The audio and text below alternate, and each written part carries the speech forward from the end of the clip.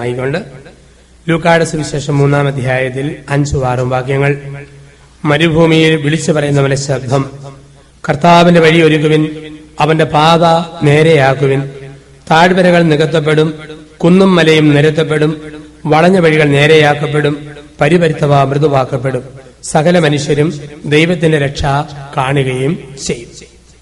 നമ്മുടെ ജീവിതത്തിൽ മാനസാന്തരം എന്ന് പറഞ്ഞാൽ എന്ത് എന്ന് പഠിപ്പിക്കുകയാണ് ലൂക്കാസ് സുവിശേഷത്തിന്റെ 3-ൽ 5-6 വാക്യങ്ങളിൽ. അതിലേക്ക് നമുക്ക് കടന്നു വരാം. അതിനു മുമ്പ് ഗലാത്യ ലേഖനത്തിലെ ഒരു പശ്ചാത്തലം നമുക്കിടാം. ഗലാത്യ ലേഖനത്തിന്റെ 5-ാം അധ്യായത്തിൽ ഇപ്രകാരം നമ്മൾ വായിക്കുന്നു. പൗലോസ് അപ്പോസ്തലൻ ഗലാത്യയിലെ സഭയ്ക്ക് എഴുതുമ്പോൾ 5-ാം അധ്യായത്തിൽ നമ്മൾ വായിക്കുന്നു, ആത്മാവിന്റെ ഫലങ്ങളും ജഡത്തിന്റെ വ്യാപാരങ്ങളും. ഗലാത്യ ലേഖനം 5-ാം അധ്യായത്തിൽ ജഡത്തിന്റെ വ്യാപാരങ്ങളെ കുറിച്ച് പറയുന്ന പ്രകാരമാണ്. 19 മുതലുള്ള വാക്യങ്ങൾ. ജഡത്തിന്റെ വ്യാപാരങ്ങൾ എല്ലാവർക്കും അറിയാം. അവ വ്യഭിചാരം, അശുദ്ധി, ദുർവൃത്തി, വിഗ്രഹാരാധന, ആഭിചാരം, ശത്രുത, കലഹം, അസൂയ, കോപം, മാത്സര്യം, ഭിന്നത, വിഭാഗീയ ചിന്ത, വിദ്വേഷം, മദ്യപാനം, മധുരോത്സവം ഇവയും ദൃശ്യമായ മറ്റു പ്രവൃത്തികളുമാണ്. അപ്പൊ നമ്മുടെ ജീവിതത്തിൽ നമ്മൾ തിരുത്തേണ്ട മേഖലകളെ അക്കമിട്ട് പൗലോസ് അപ്പോസ്തലൻ നിരത്തുകയാണ് ഗലാത്യ ലേഖനം 5-ല് 19 മുതൽ 21 വരെയുള്ള വാക്യങ്ങളിൽ. നമുക്കറിയാം, ഏതോ ഒരു പാപം നമ്മളിലുണ്ടോ, ഓരോ പാപവും ഒരു ചൂണ്ടയാണ്. എല്ലാ പാപവും ഒരു ചൂണ്ടയാണ്.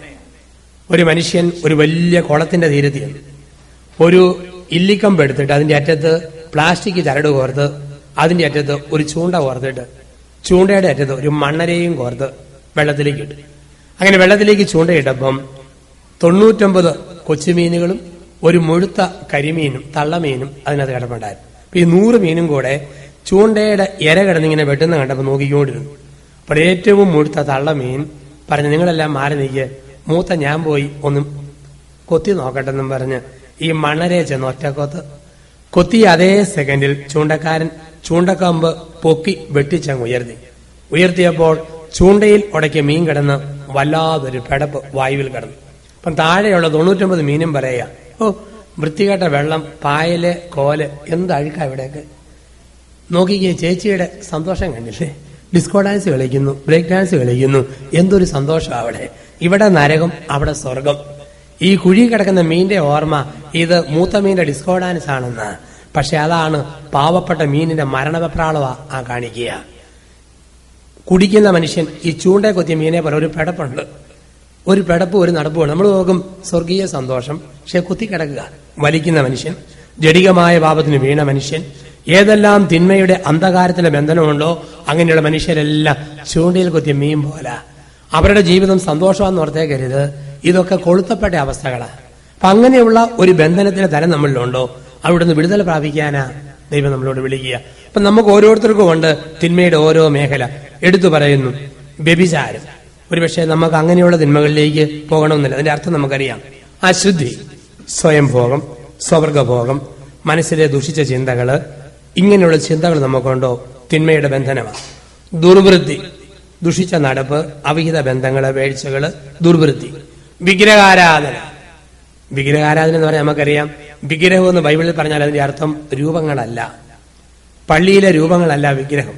അത് വെറും 100 വർഷം മുമ്പ് ബന്ധിക്കോസുകാർ കണ്ടുപിടിച്ച വ്യാഖ്യാനമാണ്. ബൈബിളിൽ വിഗ്രഹം എന്ന വാക്കിന്റെ അർത്ഥം കൊളോസോസ് ലേഖനം 3-ാം അധ്യായം 5-ാം വാക്യം. അതാണ് വിഗ്രഹത്തിന്റെ ഡെഫിനിഷൻ ബൈബിളിൽ കൊടുക്കുക. കൊളോസോസ് ലേഖനം 3-ാം അധ്യായം 5-ാം വാക്യം. വിഗ്രഹാരാധന തന്നെയായ ദ്രവ്യാസക്തിയിൽ നിന്ന് നിങ്ങൾ ഓടിയകലുവിൻ. വിഗ്രഹാരാധന തന്നെയായ ദ്രവ്യാസക്തിയിൽ നിന്ന് നിങ്ങൾ ഓടിയകലുവിൻ എന്ന് പറഞ്ഞാൽ, ഒരു സ്ത്രീ ദൈവത്തെക്കാൾ വലിയ സ്ഥാനം ഭർത്താവിന് കൊടുത്താൽ ഭർത്താവ് അവളുടെ വിഗ്രഹമാണ്.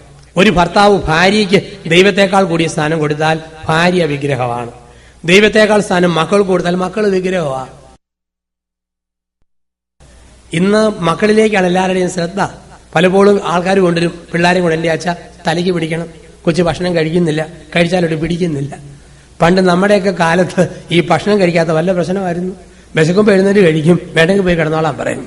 കൃത്യം എണ്ണം പോലും അറിയത്തില്ല. ഒത്തിരി മക്കളുള്ളപ്പം അച്ഛനും മറ്റും വരുമ്പോൾ തലയ്ക്ക് പിടിക്കാൻ വേണ്ടി അപ്പം ചോദിക്കും തള്ളയോടെ, എന്ത് ചെയ്യടി ആ കറുത്തത്, അതിനോട് വിളിച്ചുകൊണ്ട് വരാൻ പറയും. അതായിരുന്നു പണ്ടത്തെ കാലം. ഈ 2-3 വർഷമായുള്ളൂ മക്കള് ഭക്ഷണം കഴിക്കാത്തതൊക്കെ അന്താരാഷ്ട്ര ഇഷ്യൂ ആയിട്ട് ഈ 2 വർഷങ്ങളൊക്കെ ആയിട്ടുള്ളൂ. അപ്പൊ അങ്ങനെ നമ്മൾ പോരുന്ന ലോകത്താ. അപ്പൊ ഇങ്ങനെയുള്ള ദൈവത്തെക്കാൾ സ്ഥാനം മക്കൾക്ക് കൊടുത്താൽ മക്കള് വിഗ്രഹം. കുർബാനയ്ക്കും വേദപാഠത്തിനൊന്നും വിടാതെ മറ്റു പലത് ഡാൻസ് 100 പ്രോഗ്രാമിന് വിടുന്ന പേരൻസിനെ കാണാം. യൂറോപ്പിലും ഇവിടെ നമ്മൾ അമേരിക്കയിലൊക്കെ വന്നു കഴിയുമ്പോഴത്തേക്ക് ആ മക്കളെ വിഗ്രഹം പോലാണ് വളർത്തിക്കൊണ്ട് വരിക. വിഗ്രഹ ആരാധന നടത്തുന്നവർ അവസാനം കരയേണ്ടി വരും ദൈവത്തിന് ഉപരിസ്ഥാനം കൊടുക്കുന്നില്ലെങ്കിൽ. കോട്ടയം ജില്ലയിൽ റബ്ബർ ഷീറ്റിനൊക്കെ നല്ല വില വന്ന കാലമായപ്പോഴത്തേക്ക് എന്തൊരു ഗമയാ മനുഷ്യരൊക്കെ അറിയാവും. ഷീറ്റ് കൊണ്ടുപോകുന്ന വണ്ടി വില പറഞ്ഞ് മേടിച്ചുകൊണ്ട് പോരുന്നു. പണ്ടിങ്ങനെ മേടിച്ചത് 60 രൂപ വന്നു. ഇപ്പം 100 ആയപ്പം പറയേണ്ട കാര്യമുണ്ട്. പണ്ട് 60 വന്നപ്പോൾ വണ്ടി മേടിച്ചുകൊണ്ട് വന്നു. 20 ആയപ്പം ടയർ ഊരി വിൽക്കുന്നുണ്ട്. കാറ്റടിക്കാൻ പോലും കാശില്ലെന്ന് പറഞ്ഞു. ഈ ഒത്തിരി ആത്മഹത്യയുടെയൊക്കെ പുറകിൽ വെറും കൃഷിനാശം മാത്രമാണെന്ന് കരുതരുത്. പ്ലാനില്ലാതെ പദ്ധതി മെനഞ്ഞ് കടമൊക്കെ മേടിച്ചു വെച്ചിട്ട് പിന്നീട് വില കുറയുമ്പോൾ വരുന്ന തകർച്ചകളുമുണ്ട്. അങ്ങനെയും പിന്നീട് മരിക്കുന്ന മനുഷ്യരെ കണ്ടിട്ടുണ്ട്. അപ്പൊ ഇങ്ങനെയുള്ള സ്വത്തിന് വലിയൊരു അമിതമായ ആസക്തി. അതുകൊണ്ട് കോട്ടയം ജില്ലയിലൊക്കെ ഷീറ്റിന് വില വരുമ്പോഴത്തേക്ക് വൈകുന്നേരം 5 മണിക്ക് പള്ളിയിൽ ഒരു കുർബാനയുണ്ട്. ആ കുർബാനയ്ക്ക് അച്ഛന്മാരിട്ടിരിക്കുന്ന പേര് വെട്ടു കുർബാന എന്നാണ്. വെട്ടു കുർബാന. രാവിലെ എല്ലാവരും വെട്ടാൻ പോകുന്നു, ഒട്ടുപാല് പറിക്കാൻ പോകുന്നു, പാലെടുക്കാൻ വന്നു. പള്ളിയിൽ ആളില്ല. അതുകൊണ്ട് വൈകിട്ട് 5 മണിക്ക് ഒരു വെട്ടു കുർബാന. ഇന്നത്തെ മനുഷ്യന്റെ ബഹളം കണ്ടാൽ തോന്നും ഇവരൊക്കെ മരിച്ച് ശവപ്പെട്ടി കിടക്കുമ്പോഴത്തേക്ക് കുരിശും പിടിച്ചോണ്ടല്ല പോക. പിന്നെ വലത് കയ്യിൽ ഷീറ്റും ഇടത് കയ്യിൽ ഒട്ടുപാലുമായിട്ടാണ് നിത്യത്തിലേക്കുള്ള യാത്ര. അപ്പൊ നമുക്ക് ഓരോ രീതിയിലുണ്ട്. ഒരുപക്ഷെ നിങ്ങളെ സംബന്ധിച്ച് ഇവിടെ ഉണ്ടാക്കുന്ന പണം, ആ പണം കൊണ്ട് നാട്ടിലുണ്ടാക്കുന്ന വലിയ കെട്ടിടം, ഇതൊക്കെ നമുക്കറിയാം. തമ്പുരാനുപരിയായിട്ടുള്ള ഈ കാഴ്ചപ്പാടുകൾ അങ്ങനെ നമ്മുടെ മനസ്സിലുണ്ടോ? ചിലപ്പോഴൊക്കെ നമുക്കറിയാം ഒരു നല്ല വണ്ടി, മിടുക്കി പെണ്ണുങ്ങളൊക്കെ വിദേശത്തൊക്കെ ജോലിയും കഴിഞ്ഞ് വരും, നല്ല കളറൊക്കെ അടിച്ച് സുന്ദരമായിട്ട് ചുമന്ന് കൊടുത്ത് കാശ്മീരി ആപ്പിള് പോലെ പള്ളിയിലേക്ക് ഇങ്ങനെ കടന്നു പോകുന്നു. കാറിന്റെ ഡോറ് തുറന്ന് ഇറങ്ങിയിട്ട് പോകുന്ന കണ്ടാൽ ഭൂമിക്ക് പരിക്ക് പറ്റാതെ വിസിരി പോലെ പെടുത്തിയ സാരിത്തുമ്പുമായിട്ട് പോകുന്ന കണ്ടാത്തൊന്നും ഏതോ ദൈവദൂത സ്വർഗത്തിൽ നിന്ന് പൊട്ടി വീണതുപോലെ പള്ളിയിലേക്ക് ഒരു പോക്ക്. ആരെയും മൈൻഡ് ചെയ്യാതെ മനുഷ്യര്. ചില കാരണവന്മാരോട് ഈ ടൈപ്പ്. ജർമ്മനിയിൽ നേഴ്സായ മോള് അപ്പന് നല്ലൊരു ഡിസ്കോ മാല മേടിച്ചു കൊടുത്തു. 1-ാം തരം ഡിസ്കോ മാല, 8 പവൻ തൂക്കം. കഴുത്തെ കിടന്ന് പളുപളാന്ന് മാല തിളങ്ങാൻ തുടങ്ങി. മാല കിട്ടിയെന്ന് പാലാക്കാരൻ ചേട്ടൻ ഷർട്ട് ഒരു ദൂരെ കളഞ്ഞു. പിന്നെ ഈ മാല നാട്ടുകാരെ കാണിക്കേണ്ടത്. പിറ്റേ ദിവസം മുതൽ ഉന്തിപ്പിടിച്ച മാറിൽ തൂങ്ങിക്കിടക്കുന്ന മാലയായിട്ട് ഈ ചേട്ടൻ കിഴക്കേ ഭാഗം തൊട്ട് മുത്തോലി കവല വരെ നടപ്പോട് നടപ്പ്. മനുഷ്യർ കണ്ടു മടുത്തു. 6 മാസം കഴിഞ്ഞപ്പോൾ അയലോക്കത്തെ ചേർത്തി ഒരു പ്രാർത്ഥന, കർത്താവാ യേശുവേ, ഈ മനുഷ്യന് മാല മേടിച്ചു കൊടുത്ത പെണ്ണിന്റെ കാലിൽ ഒരു മുള്ളു പോലും കൊള്ളാതെ കാത്തോണേ. ഞങ്ങൾ പാലക്കാരുടെ മഹാഭാഗ്യം, മാലയാണല്ലോ കൊടുത്തത്, അരഞ്ഞാണമാകാൻ ഞാൻ നന്നായി. അപ്പൊ ഇങ്ങനെയുള്ള ലോകത്താണ് നമ്മളിന്ന് ജീവിക്കുക. അപ്പൊ ഈ മനുഷ്യന്റെ ജാടകളുടെ ലോകത്താണ് നമ്മളിന്ന് ജീവിക്കുക. അപ്പൊ ദൈവത്തെക്കാൾ ഉപരിസ്ഥാനം അത് സ്വത്തിന് കൊടുത്താൽ, അത് പണത്തിന് കൊടുത്താൽ, അത് വ്യക്തികൾക്ക് കൊടുത്താൽ അതിന് വിളിക്കുന്ന വാക്ക് വിഗ്രഹാരാധന എന്ന് പറയുക. വിഗ്രഹാരാധന ഇങ്ങനെയുള്ള മനുഷ്യരുണ്ട്. നമ്മളൊക്കെ ഈ റബ്ബർ തോട്ടം പരിചയമുള്ളവർക്കറിയാം. നാട്ടിൽ റബ്ബർ തോട്ടത്തിലോ തെങ്ങും തോട്ടത്തിലോ ഒരു പശുവിനെ എരുമയെ കെട്ടിയിടാമെങ്കിൽ അതിന് ചാണകം പുല്ലേ വീഴും. 3 നാൾ കഴിഞ്ഞ് നോക്കിയാൽ ചാണകത്തിൽ നിന്നും ഒരു വണ്ട് പൊങ്ങി വരും. ആ വണ്ടിന്റെ പേര് ഉണ്ടയുരുട്ടി വണ്ട് എന്നാണ്. 2 കൊമ്പ് കൊണ്ടും ചാണകത്തിൽ നിന്നോ ഓരോ ഉണ്ടയുരുട്ടി കൊമ്പത്ത് വെച്ചോണ്ട് വണ്ട് പൊങ്ങി വരും. അങ്ങനെ പൊങ്ങി വന്നു കഴിയുമ്പോൾ ഉണ്ടകളുടെ ഭാരം വഹിക്കാൻ പറ്റാതെ വണ്ടും ഉണ്ടയും കൂടെ വെട്ടിയിട്ട് ചക്കപ്പഴം പോലെ ഫ്ലാറ്റായിട്ട് താഴത്തോട്ടൊരു വീഴ്ചയുണ്ട്. ഇതുപോലെയാണ് ദൈവത്തെ കൂടാതെ കെട്ടിടം പണിതാൽ, ദൈവത്തെ കൂടാതെ വീട് പണിതാൽ, ആ വീട് എങ്ങനെയെന്ന് ദാമ്പത്യത്തെക്കുറിച്ച് പറയുമ്പോൾ നമുക്ക് പങ്കുവെക്കാം. അങ്ങനെ വീട് പണിതാൽ, മക്കളെ വളർത്തി കൊണ്ടുവന്നാൽ, സ്വത്ത് ഉയർത്തി കൊണ്ടുവന്നാൽ, ഉണ്ടയുരുട്ടി വണ്ട് ഉരുട്ടിയ ഉണ്ട പോലെ ഈ മക്കളും കുടുംബവും എല്ലാം ഉരുണ്ടുരുണ്ട് പോകുമ്പോൾ ഉരുണ്ടുപോകുന്ന കല്ലിനെ നോക്കി നിസ്സഹായനായി നിൽക്കുന്ന നാറാണത്ത് ഭ്രാന്തനെ പോലെ നമ്മളൊക്കെ വിലപിക്കേണ്ടി വരും. വിഗ്രഹാരാധന ദൈവത്തെക്കാൾ ഉപരി സ്ഥാനം. ഒരു കാരണവർക്ക് വയസ്സ് 75. മരിക്കുന്നതിന് 3 മാസം മുമ്പ് ഈ കാരണവർ അദ്ദേഹം കാച്ചിയെണ്ണയും കുഴമ്പും തൂത്ത് മുഷിഞ്ഞ മുടി തലേണയിൽ വെച്ച് ഉരുണ്ട് തലേണ തുണി കറപ്പിച്ച മനുഷ്യൻ ആരും കാണാഞ്ഞ സമയത്ത് തലേണയുടെ തുണി കീറിയിട്ട് ഈ മനുഷ്യന്റെ 25,000 രൂപയ്ക്കുള്ള 500 രൂപ നോട്ട് ഇരിപ്പുണ്ടായിരുന്നു. അപ്പൊ ആരും കാണാതെ ഈ മനുഷ്യൻ 500 രൂപയുടെ 25,000 രൂപയുടെ 500ന്റെ കറൻസികൾ തലേണയുടെ പഞ്ഞിക്കകത്ത് കുത്തിക്കയറ്റി വിറയ്ക്കുന്ന കൈ കൊണ്ട് സൂചി കൊണ്ട് തയ്ച്ചു പിടിപ്പിച്ച് പിന്നെയും എണ്ണ തൂത്ത് ആരും അറിയാത്ത പരുവത്തിൽ തലവെണ്ണ സജ്ജമാക്കി. അപ്പോ അദ്ദേഹത്തിന്റെ 4 വയസ്സോളം പ്രായമുള്ള കൊച്ചുമോൻ വല്യപ്പന്റെ ഈ വേലത്തരം കണ്ടു. പക്ഷെ ഈ മോൻ പറയാൻ മറന്നുപോയി. മരിക്കുന്നതിന് 1 മാസം മുമ്പ് ഈ കാരണവര് മക്കളോട് പറഞ്ഞു, മക്കളെ, അപ്പന് ശൂന്യമായ കൈകളോടെ വന്നു, ശൂന്യമായ കൈകളോടെ പോകാൻ ആഗ്രഹിക്കുന്നു. അതുകൊണ്ട് വില പിടിച്ച ഈട്ടിത്തടിയുടെ പെട്ടിയിൽ അപ്പനെ അടക്കരുത്. വീഡിയോക്കാരനെ കൊണ്ട് പടം പിടിപ്പിക്കേണ്ട. പിന്നെ ഫോട്ടോ കാണാൻ ആഗ്രഹമുണ്ടെങ്കിൽ ക്യാമറക്കാരനെ കൊണ്ട് 1-2 ഫോട്ടോ എടുപ്പിച്ചു വെച്ചു. അപ്പന് വില പിടിച്ച് ഒന്നും വേണ്ട, ലളിതമായ അടക്ക് മതി. പിന്നെ ഇത്രയും നാള് തലയ്ക്ക് വെച്ച് പരിചയിച്ച തലേണ ആയതുകൊണ്ട് ഇതും കൂടെ പെട്ടി വെച്ചേക്കണം, വേറെ ഒന്നും ചെയ്യണ്ട. മക്കളൊന്നും ചിന്തിച്ചില്ല. അപ്പൻ മരിച്ചു, മക്കൾ അപ്പനെ ആഘോഷമായിട്ട് അടക്കി. അടക്കെല്ലാം കഴിഞ്ഞ് ഈ മക്കൾ 7 പേരുണ്ട്. അവർ 7 പേരും കൂടെ തിരിച്ച് വീട്ടിൽ വന്നു. ഈ മക്കൾക്കറിയാം അപ്പന്റെ കാര്യമായ പണമുണ്ട്, എത്രയുണ്ടെന്ന് ഒരു പിടിയില്ല. അപ്പൊ ഇവര് അവിടെ തപ്പി ഇവിടെ തപ്പി നടന്നപ്പോൾ ഈ കൊച്ചുമോൻ പറഞ്ഞു, വല്യപ്പൻ തലയണ കീറുന്നതും നോട്ട് തിരികെ കയറ്റുന്നതും കുത്തി കെട്ടുന്നതും കണ്ടു. 7 പേര് നെഞ്ചത്തടിച്ചു കാലമാട അവസാന പണിയും ഒപ്പിച്ചിട്ട് പോയും. ഇവരെല്ലാം കൂടെ രാത്രി 9:30 മണിക്ക് വികാരിയച്ഛന്റെ അടുക്കൽ ചെന്നു. 7 മക്കളും 5 പാർട്ടി ടോർച്ച് ആളാമൃതി കൈ പിടിച്ചോണ്ട്. അച്ഛൻ ചോദിച്ചു, നിങ്ങളെല്ലാം കൂടെ രാത്രി ഇതിലേ കൂടെയൊക്കെ? ഉടനെ അവര് പറയും, എന്റെ അച്ഛ ഞങ്ങളുടെ അപ്പം മരിച്ചല്ലോ.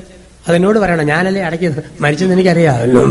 എന്റെ അച്ഛ കുറെ കാശുണ്ടായിരുന്നു, കാശും കൊണ്ട് അപ്പം പോയത്. അച്ഛൻ ചോദിച്ചു, കാശും കൊണ്ട് അപ്പം പോയി എങ്ങോട്ട് പോയി?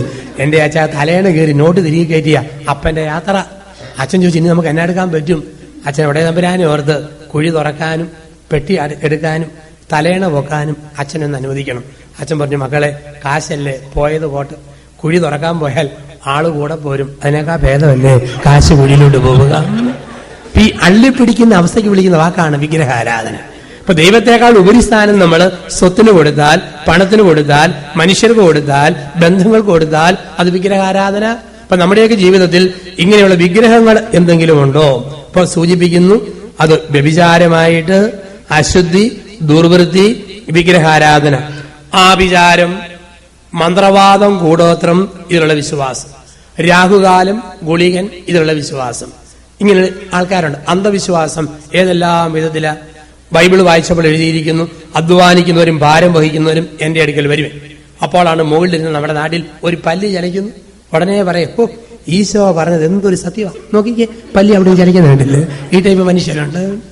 അതുപോലെ പത്രമാസികൾ, വാരികകൾ നോക്കിക്കൊണ്ടിരിക്കുന്നു. നിന്റെ അടുത്ത ആഴ്ച, നിന്റെ നാളെ, അടുത്ത മാസം എങ്ങനെ? ഈ മന്ത്രവാദം, കൂടോത്രങ്ങള്, വാരഫലങ്ങള്, രാഹുകാലങ്ങള്, ഇതിലൊക്കെയുള്ള വിശ്വാസം നമുക്ക് ഇന്നുമുണ്ട്. എന്തെങ്കിലും സംഭവിച്ചാൽ അതെന്തോ പിശാചിന്റെ കെട്ട്, ഈ ചിന്തകളും മറ്റും വരുമ്പോൾ ഇതിന് വിളിക്കുന്ന വാക്ക്, അതിന് എതിരായിട്ട് ചെയ്യുന്ന തന്ത്രങ്ങളും മറ്റുമൊക്കെ അതിന് വിളിക്കുന്നു ആഭിചാരം. ശത്രുത, കലഹം, ആരോടെങ്കിലും പിണക്കം, വെറുപ്പ്, വൈരാഗ്യം, ശത്രുത, ഭർത്താവിന്റെ വീട്ടുകാരോട്, ഭാര്യ വീട്ടുകാരോട്, സഹപ്രവർത്തകരോട്, ഇടവകയിലെ ചില കുടുംബങ്ങളോട് ശത്രുതയുണ്ടോ? കലഹ സ്വഭാവം ഉണ്ടോ? ഏഷിന് കൂടുക, ഒന്ന് കേൾക്കുക, അപ്പുറത്തേന്ന് പറയുക. അത് പറഞ്ഞു പൊലിപ്പിച്ച് ചില ചെറിയ അതിനും പഴി പിടിക്കാൻ ചെറിയ വാണം കാണും. ഒരെണ്ണം പൊട്ടി 100 എണ്ണമായിട്ട് പൊങ്ങി മുകളിലോട്ട് പോയി ചെതറുന്ന പോലെ ഒരു കൊച്ചു കാര്യം പൊലിപ്പിച്ച് വികസിപ്പിക്കുന്ന രീതി, അതിന് വിളിക്കുന്ന വാക്കാണ് വേദപുസ്തകത്തിൽ കലഹം. കലഹ സ്വഭാവം നമുക്കുണ്ടോ? അപ്പൊ നമ്മളിലുള്ള ചിന്തകളുടെ മേഖലകളെയാണ് നമ്മൾ സൂചിപ്പിക്കുക. വ്യഭിചാരം, അശുദ്ധി, ദുർവൃത്തി, വിഗ്രഹാരാധന, ആഭിചാരം, ശത്രുത, കലഹം, അസൂയ. ആർക്കാണ് ഈ അസൂയ? ആരെങ്കിലും എന്തെങ്കിലും ദ്രോഹം ചെയ്തിട്ടല്ല. ഒരാൾക്ക് നന്മ വരുമ്പോൾ എനിക്കൊരു നീറ്റലുണ്ടെങ്കിൽ അതാണ് അസൂയ. എന്റെ മോൻ 5ാം ക്ലാസ്സിൽ പഠിക്കുന്നു, അയൽവക്കത്തെ കൂട്ടുകാരിയുടെ മോനും 5ാം ക്ലാസ്സിൽ പഠിക്കുന്നു. പക്ഷെ ഒരാൾക്ക്, എന്റെ മോനേക്കാൾ അയൽവക്കത്തെ ആൾക്ക് 1 മാർക്ക് കൂടുതൽ കിട്ടിക്കഴിഞ്ഞാൽ ഇപ്പുറത്തെ വീട്ടിലെ അമ്മയുടെ നെഞ്ചത്ത് സദ്ദാം ഹുസൈന്റെ സ്കഡ് മിസൈൽ വീണ് പൊട്ടിയ പോലെ ഒരു പുകച്ചിൽ തോന്നിയാൽ ആ പുകച്ചിലിന്റെ പേര് അസൂയ. ഒരു ദ്രോഹവും ചെയ്തിട്ടല്ല. അവരെന്റെ നന്മ കാണുമ്പോൾ എന്റെ ഉള്ളിൽ ഒരു പൊള്ളൽ തോന്നിയാൽ, ഒരു കൊളുത്തിപ്പിടുത്തം തോന്നിയാൽ അതിന് വിളിക്കുന്ന വാക്ക് അസൂയ. അപ്പൊ നമ്മുടെ ജീവിതത്തിൽ മറ്റുള്ളവരുടെ നന്മ വരുമ്പോൾ ഉള്ളു നീറുന്ന ഒരു മേഖലയുണ്ടോ? അതിന് അസൂയ എന്ന് വിളിക്കുന്നു.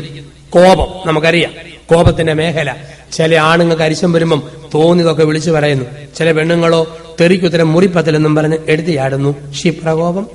എനിക്ക് ഒരു സ്ത്രീ പറഞ്ഞു, എന്റെ അച്ഛ, എന്റെ കെട്ടിയവന് അരിശം എന്നാൽ ആദ്യം പറയുന്ന വാക്ക് മുതു പിശാച് നിന്റെ അടിവേറ് നോക്കി ഒരു ചവിട്ട് വെച്ച് തരുമെന്ന.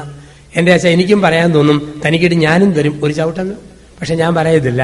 എന്റെ കെട്ടിയവൻ എന്നോട് ഇങ്ങനെ പറയുമ്പോഴത്തേക്ക് ഞാൻ കണ്ണുകൾ അടച്ച് കൈ കെട്ടി നിന്ന് 1 2 3 4 5 6 7 8 9 10 1 2 10 വരെ എണ്ണിയിട്ടേ എന്റെ ഭർത്താവിനോട് ഞാൻ മറുപടി പറയത്തുള്ളൂ. അപ്പോൾ ആദ്യത്തെ അരിശത്തിന് വലതും പറയാൻ തോന്നിയാലും 1 2 10 വരെ എണ്ണുമ്പോഴത്തേക്ക് എനിക്ക് എന്നെ തന്നെ നിയന്ത്രിക്കാൻ പറ്റും, മര്യാദയ്ക്ക് മറുപടി പറയാൻ പറ്റും. ഇങ്ങനെ അരിശത്തെ നിയന്ത്രിക്കുക. നിങ്ങളിത് കേട്ടു. ധ്യാനം കൂടുന്ന സഹോദരിമാർ വീട്ടിൽ വൈകിട്ട് 6 മണി കഴിഞ്ഞ് ചെല്ലുമ്പോൾ കെട്ടിയവൻ ചോദിക്കുക, ഇത്രയും നേരം കെട്ടി എഴുന്നള്ളിച്ച് അവിടെ പോയിരിക്കുക ആയിരുന്നടി എന്ന് ചോദിക്കുമ്പം നിങ്ങളാരും പറഞ്ഞേക്കല്ലേ, പൊന്നു മനുഷ്യൻ നിങ്ങൾ അവിടെ നിൽക്കുക, ഞാനിപ്പോൾ എണ്ണിയിട്ട് പറയാം. അങ്ങനെ എണ്ണാൻ പോയാൽ നിങ്ങളുടെ അവസാനത്തെ ധ്യാനമായിരിക്കും. എണ്ണുക എന്നുള്ളതല്ല, ഭർത്താവിനോട് സംസാരിക്കുന്ന ഭാര്യയെ ഓർക്കണം, എന്റെ ജീവിതത്തിലെ ഏറ്റവും വിലപ്പെട്ടവനാണിവൻ. പുരുഷൻ ഓർക്കണം, എന്റെ ജീവിതത്തിലെ ഏറ്റവും വിലപ്പെട്ടവളാണ് ഇവൾ. ഈ ഒരു ചിന്ത നമുക്ക് വേണമെന്നുള്ളതാണ്. അപ്പം കോപത്തെ നമ്മൾ നിയന്ത്രിക്കുക. കോപത്തിന്റെ മേഖലകളെ, എനിക്കൊരു ഭർത്താവിനെ അറിയാം, അരിശം വന്നാൽ ആദ്യം ചെയ്യുന്നത് മുളക് പൊടിയുടെ ഭരണി എടുത്തിട്ട് അടപ്പ് ഊരിയിട്ട് ഭാര്യയുടെ മോന്തയ്ക്കിട്ട് ഒറ്റയേറെ പട്ടാഭിഷേകം എന്ന് കേട്ടിട്ടുണ്ട്. ഈ മുളകാഭിഷേകം. ചില കുടുംബത്തിൽ അരിശം വരുമ്പം പാത്രത്തിന്റെ വണ്ണം കുറയുന്നു, എണ്ണം കൂടുന്നു. ഈ മുൻകോപം. ഇപ്പം കോപത്തിന്റെ അവസ്ഥയുണ്ടോ? അത് ഭാര്യയ്ക്കാണേലും ഭർത്താവിനാണേലും അരിശത്തിന്റെ മേഖലയുണ്ടെങ്കിൽ ഇത് തിന്മയെന്ന് സൂചിപ്പിക്കുന്നു. മാന്യമായി കോപിക്കാം, അനാവശ്യമായ കോപം. എഫേസ്യസ് ലേഖനം 4:26. കോപിക്കാം, പക്ഷേ സൂര്യാസ്തമയത്തിന് മുമ്പ് കോപാസ്തമയം നമ്മളിൽ സംഭവിക്കണം. കോപിക്കാം, പക്ഷേ സൂര്യാസ്തമയത്തിന് മുമ്പ് കോപാസ്തമയം നമ്മളിൽ സംഭവിക്കണം. ഇപ്പൊ ശക്തമായ കോപം നമുക്കുണ്ടോ? മാത്സര്യം. എന്താണ് മാത്സര്യം? ഡാളസിൽ ജോലി ചെയ്യുന്ന 2 കുടുംബങ്ങൾ. നാട്ടിൽ ഒരാൾ 1 ഏക്കർ മേടിക്കുമ്പം എനിക്ക് 1.5 മേടിക്കണം. ഒരാൾ 5 മുറിയുള്ള വീട് പണിതെങ്കിൽ എനിക്ക് 10 മുറിയുടെ വീട്. ഈ മാത്സര്യം, മത്സര സ്വഭാവം, നന്മയ്ക്ക് വേണ്ടി അല്ലാത്ത മാത്സര്യം. വിശുദ്ധിയിൽ വളരുവാൻ നമുക്ക് മത്സരിക്കാം. ലൗകിക സുഖത്തിന് വേണ്ടിയുള്ള മാത്സര്യമുണ്ടെങ്കിൽ തിന്മയെന്ന് പറയുന്നു. ഭിന്നത, വിഭാഗീയ ചിന്ത. ഒരുമിച്ച് ഇടവകയായിട്ട് പോകുമ്പം മാറി നിന്ന് വിമർശിച്ചുകൊണ്ട് കുറച്ചു പേര് 1-2 പേര് ഗ്രൂപ്പ് കൂടിക്കൊണ്ട് ഇടവകയുടെ മുഖ്യധാരയിൽ നിന്ന് മാറി നിന്ന് എന്തിനേയും വിമർശിക്കുന്ന, കുറ്റം പറഞ്ഞ് മാറി നിൽക്കുന്ന ഈ വിഭാഗീയ ചിന്ത നമുക്കിടയിലുണ്ടോ? ഭിന്നത ഉണ്ടാക്കുക, വിഭാഗീയ ചിന്ത, വിദ്വേഷം വരുത്തുക. മദ്യപാനം, മധുരോത്സവം നമുക്കറിയാം. അതിനെക്കുറിച്ച് വിശദമായി സൂചിപ്പിച്ചിരുന്നു. മദ്യപാനവും മധുരോത്സവവും. എല്ലാ സ്ത്രീകളുമായി അഴിഞ്ഞുള്ള ബന്ധം, എല്ലാ പുരുഷന്മാരുമായി അഴിഞ്ഞുള്ള ബന്ധം. നമുക്കറിയാം, ദൈവം ഒരു പുരുഷനിലും സ്ത്രീയിലും സെക്സിന്റെ താല്പര്യം വെച്ചിട്ടുണ്ട്. ആണിന് പെണ്ണിനെ കണ്ട താല്പര്യം, പെണ്ണിന് ആണിനെ കണ്ട താല്പര്യം ദൈവനിശ്ചയമാണ്. കാരണം ദൈവത്തിന്റെ സൃഷ്ടികർമ്മം ലോകത്ത് നിലനിൽക്കണമെങ്കിൽ ആണിന് പെണ്ണിനോടും പെണ്ണിന് ആണിനോടും താല്പര്യം തോന്നണം. ഏതോ ഒരു പുരുഷന് ഒരു സ്ത്രീയോട് ഇഷ്ടം തോന്നും, ഏതോ ഒരു സ്ത്രീക്കും പുരുഷനോട് ഇഷ്ടം തോന്നും. അങ്ങനെ തോന്നിയില്ലെങ്കിൽ അത് രോഗമാണ്. ഒരാൾ പറയുക വയസ്സ് 25 ഒരു യുവാവ് പറയുക, ഇന്ന് വരെ ഭൂമിയിൽ ഒരു പെണ്ണിനോട് എനിക്ക് ഒരു താല്പര്യം തോന്നിയിട്ടില്ല. അതിന് ഉത്തരം എന്താ? മകനെ, മർമ്മപ്രധാനമായ ഏതോ ഞരമ്പ് വിട്ടുപോയി എന്നുള്ളതാ. ഒരു പുരുഷനാണ് പെണ്ണോട് താല്പര്യം തോന്നും, ഒരു പെണ്ണാണ് ആണിനോട് താല്പര്യം തോന്നും. ഇല്ലെങ്കിൽ അബ്നോർമൽ ആണെന്നാണ് അതിന്റെ അർത്ഥം. നോർമലായിട്ട് തോന്നും. അതേസമയം ലോകത്തുള്ള എല്ലാ പെണ്ണുങ്ങളും എന്റെ ഭാര്യയായിരുന്നെങ്കിൽ ഞാനാണ് മഹാഭാഗ്യവാൻ എന്ന് ഒരിക്കലും ഓർക്കുന്നെങ്കിൽ അത് തിന്മയാണ്. ഒരു സ്ത്രീ ഓർക്കുക, ലോകത്തുള്ള എല്ലാ ആണുങ്ങളും എന്റെ കെട്ടിയവന്മാരായിരുന്നെങ്കിൽ അവരുടെ സംസ്ഥാന സമ്മേളനം നടത്താമായിരുന്നു എന്ന് ഒരു സ്ത്രീ ഓർത്താൽ അത് തിന്മയാണ്. അപ്പോൾ മധുരോത്സവം, അഴിഞ്ഞ സെക്സ്, അയഞ്ഞ ധാർമ്മികത, ഈ മേഖലകളെയൊക്കെ ജഡത്തിന്റെ വ്യാപാരങ്ങളായിട്ട് തിരുവചനങ്ങൾ വ്യാഖ്യാനിക്കുകയാണ്. ഇനി നമ്മുടെ ജീവിതത്തിൽ ഇങ്ങനെയുള്ള മേഖലകളിൽ നിന്നും ഒരു വിടുതൽ ആവശ്യമാണ്. ചിലർക്കുള്ള വലിയൊരു പ്രശ്നം നാക്കിന്റെ ദുരുപയോഗമാണ്. ഒരുപക്ഷെ എനിക്ക് തോന്നുന്നു മലയാളി എവിടെ ചെന്നാലും അവർക്കുള്ള വലിയൊരു പ്രശ്നമാണ് ഈ നാക്കിന്റെ ദുരുപയോഗം. നാക്കിന്റെ ദുരുപയോഗം, അനാവശ്യമായ വാക്ക്. മത്തായി സുവിശേഷം 12:32 മുതലുള്ള വാക്യങ്ങൾ. മത്തായിയുടെ സുവിശേഷം 12-ാം അധ്യായത്തിൽ 32 മുതലുള്ള വാക്യങ്ങളിൽ നമ്മൾ വായിക്കുന്നു, അനാവശ്യമായി നീ പറയുന്ന ഓരോ വാക്കിനും വിധിയുടെ ദിവസത്തിൽ കണക്ക് കൊടുക്കേണ്ടി വരും. അനാവശ്യമായി നീ പറയുന്ന ഓരോ വാക്കിനും വിധിയുടെ ദിവസത്തിൽ കണക്ക് കൊടുക്കേണ്ടി വരും. നമ്മുടെ വാക്കുകൾ എങ്ങനെയുള്ള വാക്കുകളാ ഒന്ന് വിലയിരുത്തണം. അതെ അതെ എന്നും അല്ല അല്ല എന്നും ആയിരിക്കണം. കോട്ടയം നഗരത്തിന്റെ ഹൃദയഭാഗത്ത് നാഗമ്പടം പ്രൈവറ്റ് ബസ് സ്റ്റാൻഡ്. രാവിലെ 9 മണി സമയത്ത് നാഗമ്പടം പ്രൈവറ്റ് ബസ് സ്റ്റാൻഡിൽ ചെല്ലാമെങ്കിൽ ഒരു ഭിക്ഷക്കാരനെ കാണാം. പ്രാന്തനാണ്, പ്രാന്തൻ നാരായണൻ എന്നു പേര്. കാലിപ്പോല പോലെ ചടപിടിച്ച മുടി, ഷേവ് ചെയ്യാത്ത മുഖം, വൃത്തികെട്ട ഒരു സത്വം. അദ്ദേഹം രാവിലെ 9:30 ആകുമ്പോഴത്തേക്ക് തോളിൽ ഒരു മുഴുത്ത പാണ്ടക്കെട്ടുമായിട്ട് വരും. ആ പാണ്ടക്കെട്ട് അദ്ദേഹം 100 പേരെ കാണുമ്പം ആ പൊതി അങ്ങ് തുറക്കും. വലിയ കച്ചത്തോർത്ത് കൊണ്ട് മുറുക്കി കെട്ടിയ ഒരു പാണ്ടക്കെട്ട് പൊതി തുറക്കുമ്പോൾ അതിനകത്ത് രാവിലെ കൊന്ന പോത്തിന്റെ കൊമ്പുണ്ട്, കാളയുടെ ചെവിയുണ്ട്, അളിഞ്ഞ സവോളയുണ്ട്, ചീഞ്ഞ തക്കാളിയുണ്ട്, ഉരുളക്കിഴങ്ങ്, പഴംതുണി, പഴത്തൊലി, ആശുപത്രിയിലെ പഞ്ഞി, ഇതെല്ലാം കൂടെ കെട്ടി വെച്ചിരിക്കുക. ഒരു 200 പേരെ കാണുമ്പോൾ പൊതി കഴിക്കും. എല്ലാരും മൂക്കും പൊത്തി ഓടും. എന്തൊരു നാറ്റം! നാരായണന് സന്തോഷം. 200 പേരെ മണപ്പിക്കാൻ പറ്റിയല്ലോ. നാരായണൻ പാണ്ടക്കെട്ട് മുറുക്കി കെട്ടും, അത് തോളെ കയറ്റും. ഉച്ച കഴിഞ്ഞ് 2:30 ആകുമ്പോൾ KSRTC ബസ് സ്റ്റാൻഡിൽ ചെല്ലും. അവിടെ ചെന്നും ഈ പൊതി ഒറ്റയഴി 50 പേര് മണക്കും. അവരും മൂക്കും പൊത്തിക്കൊണ്ട് ഒറ്റയോട്ടം. നാരായണന് സന്തോഷം. മണത്തവരുടെ സംഖ്യ ടോട്ടൽ 250 ആയിട്ടുണ്ട്. വീണ്ടും നാരായണൻ ഈ പൊതിക്കെട്ട് തോളെ കയറ്റും, പാണ്ടക്കെട്ട്. വൈകിട്ട് 6 മണി സമയത്ത് വേണാട് എക്സ്പ്രസ് ട്രെയിൻ ട്രിവാൻഡ്രത്തേക്ക് പോകുന്ന സമയമാകുമ്പം നാരായണൻ റെയിൽവേ സ്റ്റേഷനിൽ വെച്ച് ഈ പൊതി അങ്ങ് അഴിക്കും. വളരെ നീണ്ട റെയിൽവേ സ്റ്റേഷനാണ് കോട്ടയം റെയിൽവേ സ്റ്റേഷൻ. എവിടെങ്കിലും വെച്ച് ഒരിടത്ത് വെച്ച് അടിച്ചാൽ എല്ലാരെയും മണപ്പിക്കാൻ പറ്റാത്തതുകൊണ്ട് അങ്ങേ വടക്കേ അറ്റത്ത് പൊതി തുറന്നിട്ട് വലിച്ചുകൊണ്ട് തെക്കേ അറ്റം വരെ ഒറ്റ ഓട്ടം. എല്ലാരും മൂക്കിപ്പൊത്തി ട്രെയിനിനകത്ത് കയറും. നാരായണന്റെ പരമസന്തോഷം. മണത്തവരുടെ അംഗസംഖ്യ 600ഓളം ആയിരിക്കുന്നു മൊത്തം. ട്രെയിൻ നീങ്ങുമ്പം നാരായണൻ പാണ്ടക്കെട്ട് മുറുക്കി കെട്ടും. എന്നിട്ട് പറയും, ഇന്നത്തെ പ്രക്ഷേപണ പരിപാടികൾ ഇപ്പോൾ അവസാനിച്ചിരിക്കുന്നു. വീണ്ടും നാളെ രാവിലെ 9:30 പ്രഭാത പ്രക്ഷേപണം നാഗമണം ബസ് സ്റ്റാൻഡിൽ ആരംഭിക്കും. ഇതാണ് ഭ്രാന്തൻ നാരായണൻ. ഒരുപക്ഷെ നമ്മുടെയൊക്കെ ഇടവക സമൂഹങ്ങളിൽ ഇന്ന് മലയാളികൾ കൂടുന്നിടത്തൊക്കെ ഈ ഭ്രാന്തൻ നാരായണന്മാരുടെ എണ്ണം കൂടിക്കൂടി വരിക.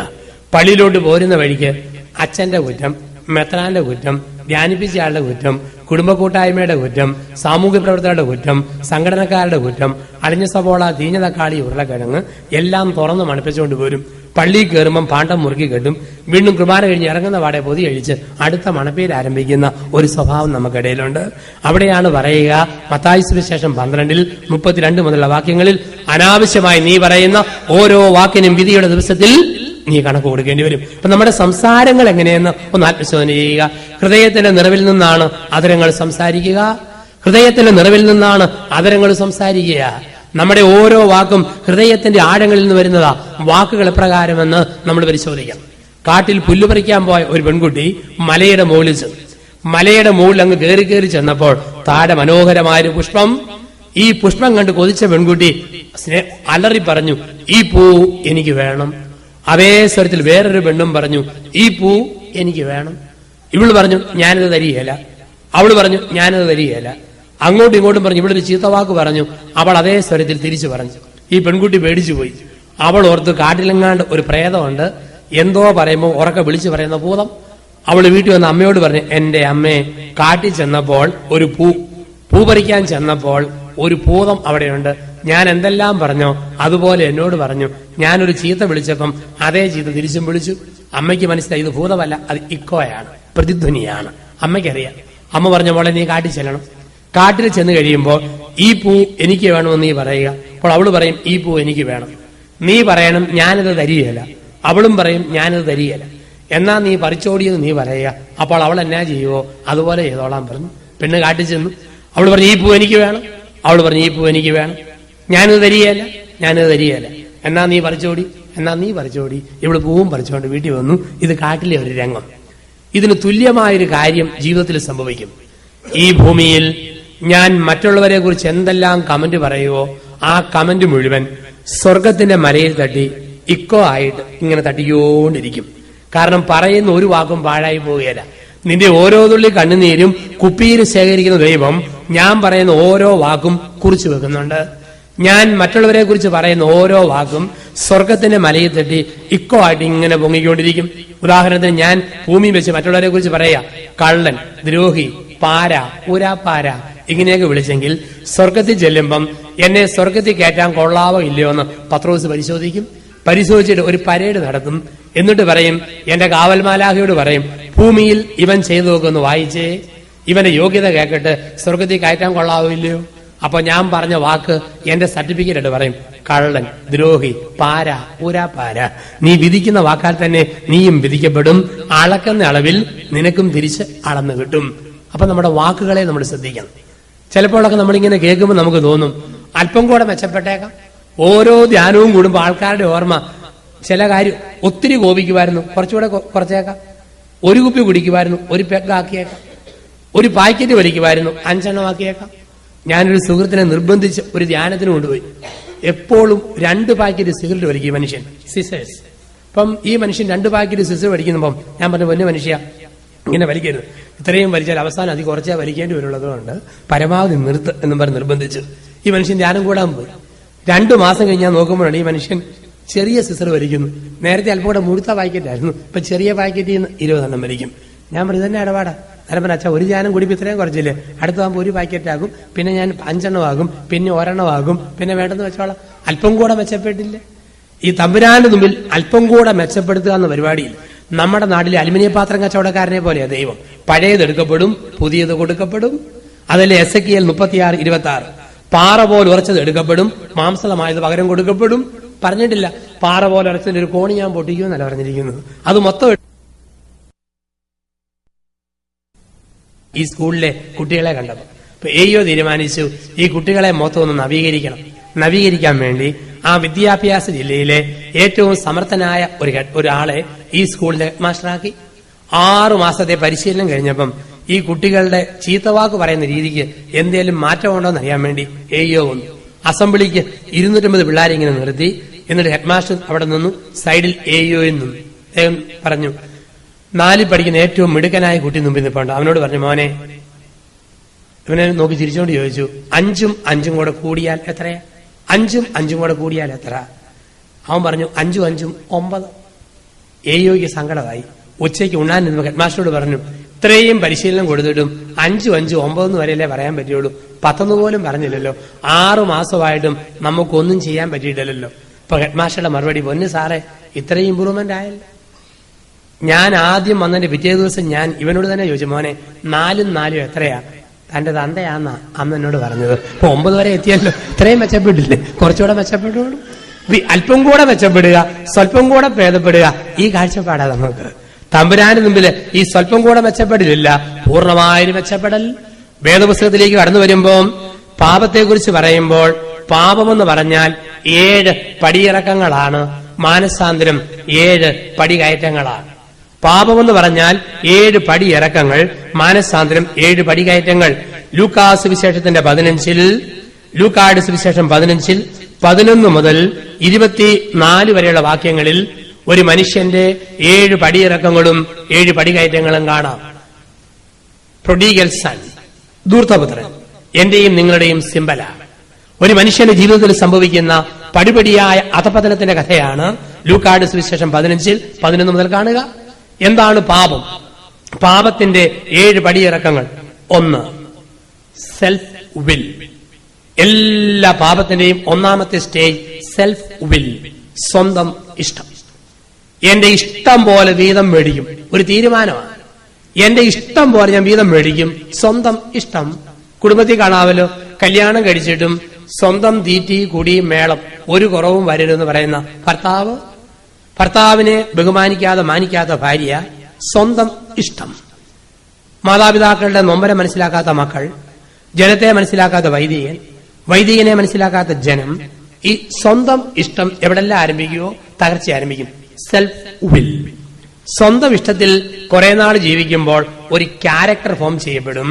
അതാണ് സെൽഫിഷ്നെസ്, സ്വാർത്ഥത. അവൻ വീതം മേടിച്ചു. 1 തീരുമാനം, 2 ആക്ഷൻ. അവൻ വീതം മേടിച്ചു. 1 സ്വന്തം ഇഷ്ടം, സെൽഫ് വിൽ. 2 സെൽഫിഷ്നെസ്, സ്വാർത്ഥത. കുറെ നാൾ സ്വന്തം ഇഷ്ടത്തിൽ ജീവിക്കുന്ന ഒരു ഭർത്താവിൽ നിന്ന് വർഷങ്ങൾ കഴിഞ്ഞിട്ട് വലിയ മാറ്റമൊന്നും ഒരു ഭാര്യ പ്രതീക്ഷിക്കരുത്. അങ്ങനെ ജീവിച്ച ഭാര്യയിൽ നിന്നും ഭർത്താവും പ്രതീക്ഷിക്കരുത്. അല്ലെങ്കിൽ വല്ല രോഗമോ തകർച്ചയോ ഒന്ന് വീഴണം, അല്ലാതെ ഒരു മാറ്റം പ്രതീക്ഷിക്കാൻ പറ്റിയല്ല. അല്ലെങ്കിൽ അത്ര ശക്തമായൊരു മാനസാന്തരം ധ്യാനങ്ങളിലൂടെ സംഭവിക്കണം, അല്ലെങ്കിൽ തിരുത്താൻ പറ്റുമെന്ന് ബുദ്ധിമുട്ടാണ്. സ്വന്തം ഇഷ്ടത്തിൽ ജീവിച്ചോ എത്തുന്നത് സെൽഫിഷ്നെസ്, സ്വാർത്ഥത. അങ്ങനെ എത്തുന്നവർക്ക് മൂന്നാമതൊരു അപകടം ആരംഭിക്കും, സെപ്പറേഷൻ, അകൽച്ച. ധൂർത്തപുത്രൻ ദൂരദേശത്തേക്ക് പോയി. സെപ്പറേഷൻ, അകൽച്ച. തിന്മ ചെയ്യുന്ന മനുഷ്യൻ അകന്നുപോകും.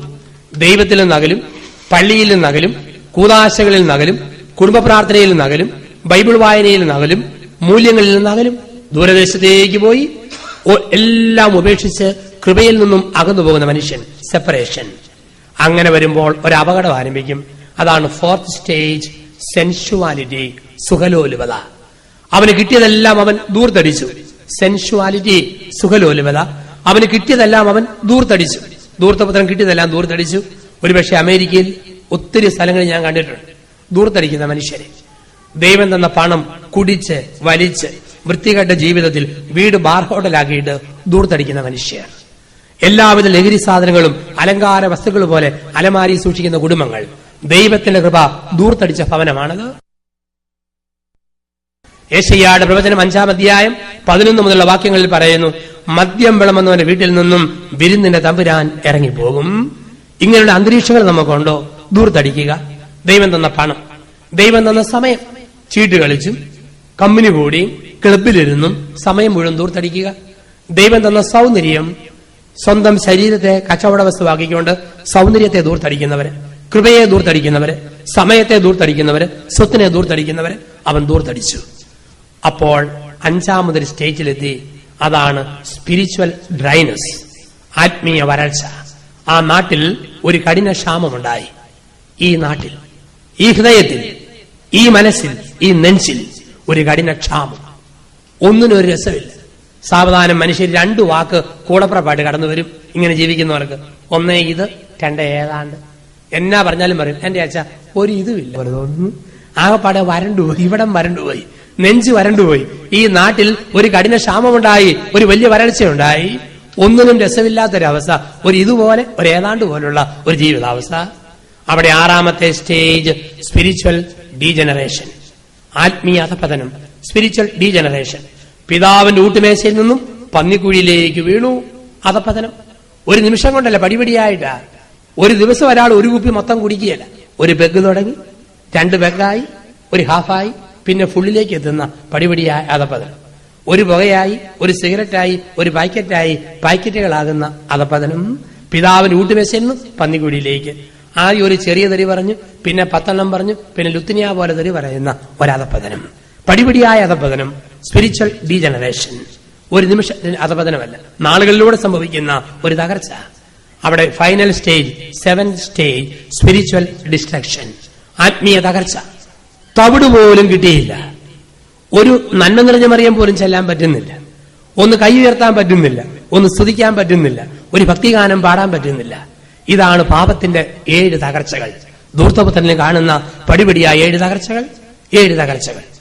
ആരംഭിക്കുന്നത് സെൽഫ് വിൽ, സ്വന്തം ഇഷ്ടം. പിന്നെ സെൽഫിഷ്നസ്, സ്വാർത്ഥത. പിന്നീട് എത്തുന്നത് സെപ്പറേഷൻ, അകൽച്ച. പിന്നെ വരുന്നത് സെൻഷ്വാലിറ്റി, സുഖലോലുപത. അവിടെ 5ാമത്തെ സ്റ്റേജ് സ്പിരിച്വൽ ഡ്രൈനസ്, ആത്മീയ വരൾച്ച. 6ാമത്തെ സ്റ്റേജ് സ്പിരിച്വൽ ഡീജനറേഷൻ, ആത്മീയ അധപതനം. അവിടുന്ന് 7th സ്റ്റേജ് സ്പിരിച്വൽ ഡിസ്ട്രക്ഷൻ, ആത്മീയ തകർച്ച. ഇതാണ് പാപത്തിന് 7 പടിയിറക്കങ്ങൾ. പക്ഷേ പടിയിറക്കം കൊണ്ട് തീർന്നില്ല, പടികയറ്റവും കൂടെ തമ്പുരാൻ ക്രമീകരിച്ചിട്ടുണ്ട്. വീണുപോയവർക്കൊക്കെ കയറാം. ദൈവത്തിന്റെ ഒരു പദ്ധതിയുള്ളത് ഒരിക്കലും പൊങ്ങാൻ പറ്റാത്ത വിധം ആരെയും വീഴിക്കുകയല്ല. മനസ്സുള്ളവനൊക്കെ പൊങ്ങാൻ പറ്റും, മനസ്സില്ലേ പോയി. അതിനും ദൈവം 7 സ്റ്റേജുകൾ കൊടുത്തു ധൂർത്തപുത്രന്. മാനസാന്തരത്തിന് 7 സ്റ്റേജുകൾ. 1 റിയലൈസേഷൻ, സുബോധം. ധൂർത്തപുത്രന് സുബോധം ഉണ്ടായി. എന്താ സുബോധം? ഇത് പന്നിവേലി, ഇത് കപ്പമുട്ടി, ഇത് ചക്കമടല്, ഇത് തവിട്. ഈ തിരിച്ചറിവുണ്ടായി. ആരും ഓർത്തേക്കല്ലേ ഇന്നത്തെ പന്നിവേലിയാണ്. ഇന്ന് ഉഗ്രം പന്നിവേലിയാണ്. നാട്ടിൽ ആശ്രമത്തിലൊക്കെ ആണെങ്കിൽ ടാപ്പിലൂടെ ഹോസിലൂടെ വെള്ളം ഒഴിച്ച് കഴുകിയാൽ പന്നിക്ക് അവിടെ കിടക്കാം, എനിക്ക് ഇവിടെ കിടക്കാം. അത്രയും വാത്തസുന്ദരമായ വേലി. ഒരു 50 വർഷം മുമ്പിലെ നാട്ടിലത്തെ പന്നിവേലി. കപ്പപ്പത്തിലെ മുരിക്കുമുള്ള, ചക്കമടലെ കപ്പമുട്ടി, എല്ലെ വേസ്റ്റ്, ചെളിക്കുഴി. ഇതാണ് 2000 വർഷം മുമ്പത്തെ പന്നിവേലി. അപ്പം എന്തായിരിക്കും നോക്കിച്ചാൽ മതി. 50 വർഷം മുമ്പ് ഇതാണെന്ന് വേലിയിൽ. ആ വേലിയിലാണ് കിടക്കുന്നത്. ഇപ്പൊ കിടന്ന ധൂർത്തപുത്രന് തോന്നി ഒരു സുബോധം, ഞാൻ ഈ കിടക്കുന്ന സ്ഥലം ശരിയല്ല, പോണം. ഈ സുബോധം നമുക്കൊക്കെ വേണം. എന്റെ ലോഹയെക്കുറിച്ച് എനിക്ക് സുബോധം വേണം. ഞാൻ അച്ഛനാണ്, ഒരു ലോഹ ധരിച്ചിട്ടുണ്ട്. അതുകൊണ്ട് എല്ലാരും എടുത്തു ചാടുന്ന പോലെ ചാടിയേക്കരുത്. ഉള്ളിൽ പലതും തോന്നിയാലും മിണ്ടാൻ പാടില്ല. പല കാര്യവും പ്രസംഗിക്കാൻ തോന്നും, നാവടക്കം പാലിക്കണം. പലതും കാണാൻ കൊതി തോന്നും, കണ്ണടച്ചു പിടിച്ചോണം. പലതും ചവയ്ക്കാൻ തോന്നും, ഞൊണഞ്ഞോണ്ടിരുന്നോണം. ഒരിക്കലും നമുക്ക് നേക്കരുത്. അരിശം വരുമ്പോൾ മേശയ്ക്ക് ഇടിച്ചോണ്ട് വെള്ളം വെക്കരുത്. ചില അച്ഛന്മാർ അരിശം വരുമ്പോൾ ലോഹ നിർത്തി കെട്ടിയിട്ട് എന്നിൽ മറ്റൊരു മനുഷ്യനുണ്ട് കാണണമെന്ന് ചോദിച്ചിങ്ങനെ. അങ്ങനെ ഒരിക്കലും പറയാൻ പാടില്ല. കാരണം ഞാൻ ഒരു ക്ലറിക്കൽ ഗുണ്ടയല്ല, ഒരച്ഛനാണ്. അതെപ്പോഴും ഓർത്തോണം. അപ്പൊ എന്റെ ലോഹയെ കുറിച്ച് എനിക്ക് സുബോധം വേണം. ഒരപ്പന് സുബോധം വേണം, ഞാൻ ഭർത്താവാണ്, അപ്പനാണ്. ഒരമ്മയ്ക്ക് സുബോധം വേണം, ഞാൻ ഭാര്യയാണ്, അമ്മയാണ്. സുബോധം കള്ളുകുടിയന്മാർക്ക് ഇല്ലാത്തത് ഈ സുബോധമാണല്ലോ. അപ്പനും മോനും കൂടെ കുടിച്ച് പൂക്കുറ്റി പൂസായിട്ട് നടന്നു പോകുന്നു. പോകുന്ന വഴിക്ക് അപ്പൻ പറഞ്ഞു, മോനെ ഈ അപ്പൻ പോകുന്ന വഴിക്ക് വളയുന്നുണ്ടോന്ന് നീ നോക്കിയിട്ടൊന്ന് പറഞ്ഞേക്കണം. ഇവൻ അപ്പനെ 2ആയിട്ടാണ് കാണുന്നത്. അവൻ പറഞ്ഞു അപ്പൻ വളയുന്നില്ല, അപ്പൻ്റെ കൂടെ പോകുന്ന മറ്റേ ആള് ശരിക്കും വളയുന്നുണ്ടെന്ന് പറഞ്ഞു. കാരണം അവന് സുബോധമില്ല. കോഴിക്കോട് ഒരു ചിത്രകാരനുണ്ട്, സുരാസു എന്ന പേര്. ഈ സുനാമി കഴിഞ്ഞ സമയത്ത് കടലിലെ തിരമാല ഇളകി. തിരമാല ഇളകിയിട്ട് ഈ സുരാസുവിന്റെ വീട് തിരമാല പൊക്കിക്കൊണ്ടുപോയി. അപ്പം കോഴിക്കോട് സിറ്റിയിലെ പൗരസമിതിക്കാർ പറഞ്ഞു, കലാകാരനായ നീ ദരിദ്രനാണല്ലോ, അതുകൊണ്ട് പൗരസമിതിക്കാരായ ഞങ്ങൾ 5 ലക്ഷം രൂപ കളക്ട് ചെയ്ത് സുരാസുവിന് ഒരു കെട്ടിടം പണിതു തരാൻ ആഗ്രഹിക്കുകയാണ്. 5 ലക്ഷം രൂപ മുടക്കിയിട്ട് ഒരു നല്ല ഫ്ളാറ്റ് കോഴിക്കോട് ബീച്ചിനടുത്ത് നിനക്ക് ഞാൻ പണിതു തരാം. ഉടനെ സുരാസുവിന്റെ മറുപടി, പൊന്നു സാറന്മാരെ, എന്തിനാ കഷ്ടപ്പെട്ട് നിങ്ങൾ 5 ലക്ഷം രൂപ ഉണ്ടാക്കുന്നത്? 50 രൂപ മുടക്കി ഒരു സ്മോള് മേടിച്ചു തരാമെങ്കിൽ ഞാൻ ഫ്ളാറ്റായിട്ട് കാണിച്ചു തരാം. ഇതാണ് സുരാസുവിന്റെ കാഴ്ചപ്പാട്. ഇപ്പൊ മനുഷ്യന്റെ ജീവിതത്തിൽ ഒരു ചില ബന്ധനം വന്നു കഴിയുമ്പോഴത്തേക്ക് തിരിച്ചറിവില്ല.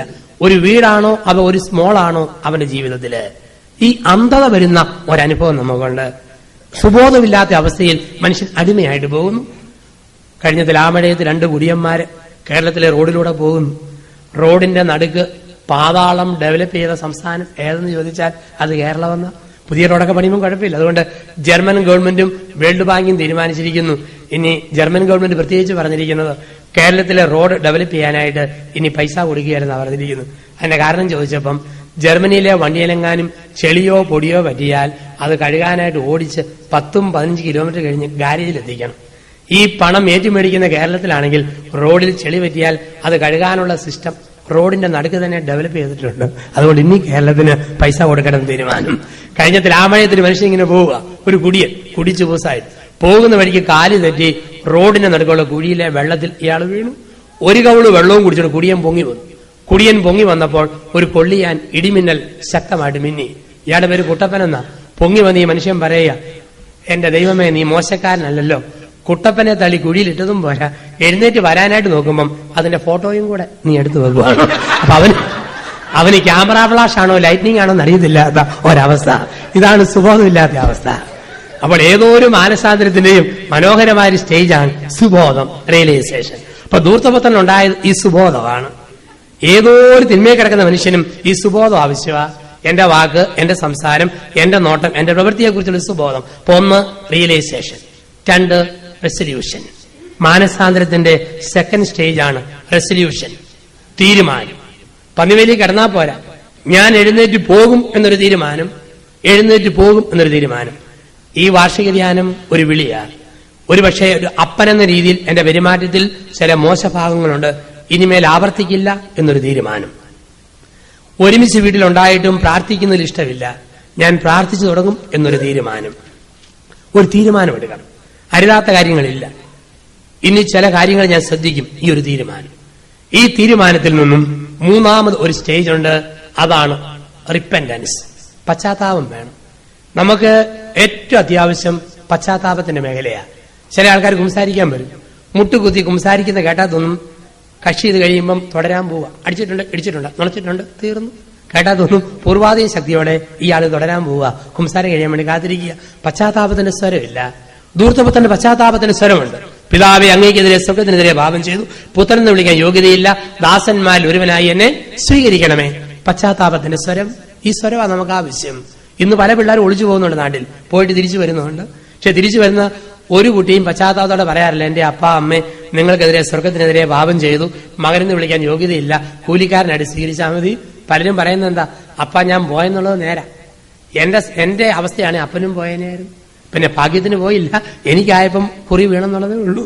ഏതായാലും ഞാൻ അധോലോകത്തൊന്നും പോയി പോകൃത്തരം കാണിച്ചില്ലല്ലോ, തിരിച്ചു വന്നില്ലേ, ഇനി ഉള്ളതുകൊണ്ട് ലാവിഷായിട്ട് നമുക്ക് ഒരുമിച്ച് ജീവിക്കാം. ഇതാണ് ഇന്നത്തെ കാഴ്ചപ്പാട്. ഇന്ന് പശ്ചാത്താപമില്ല.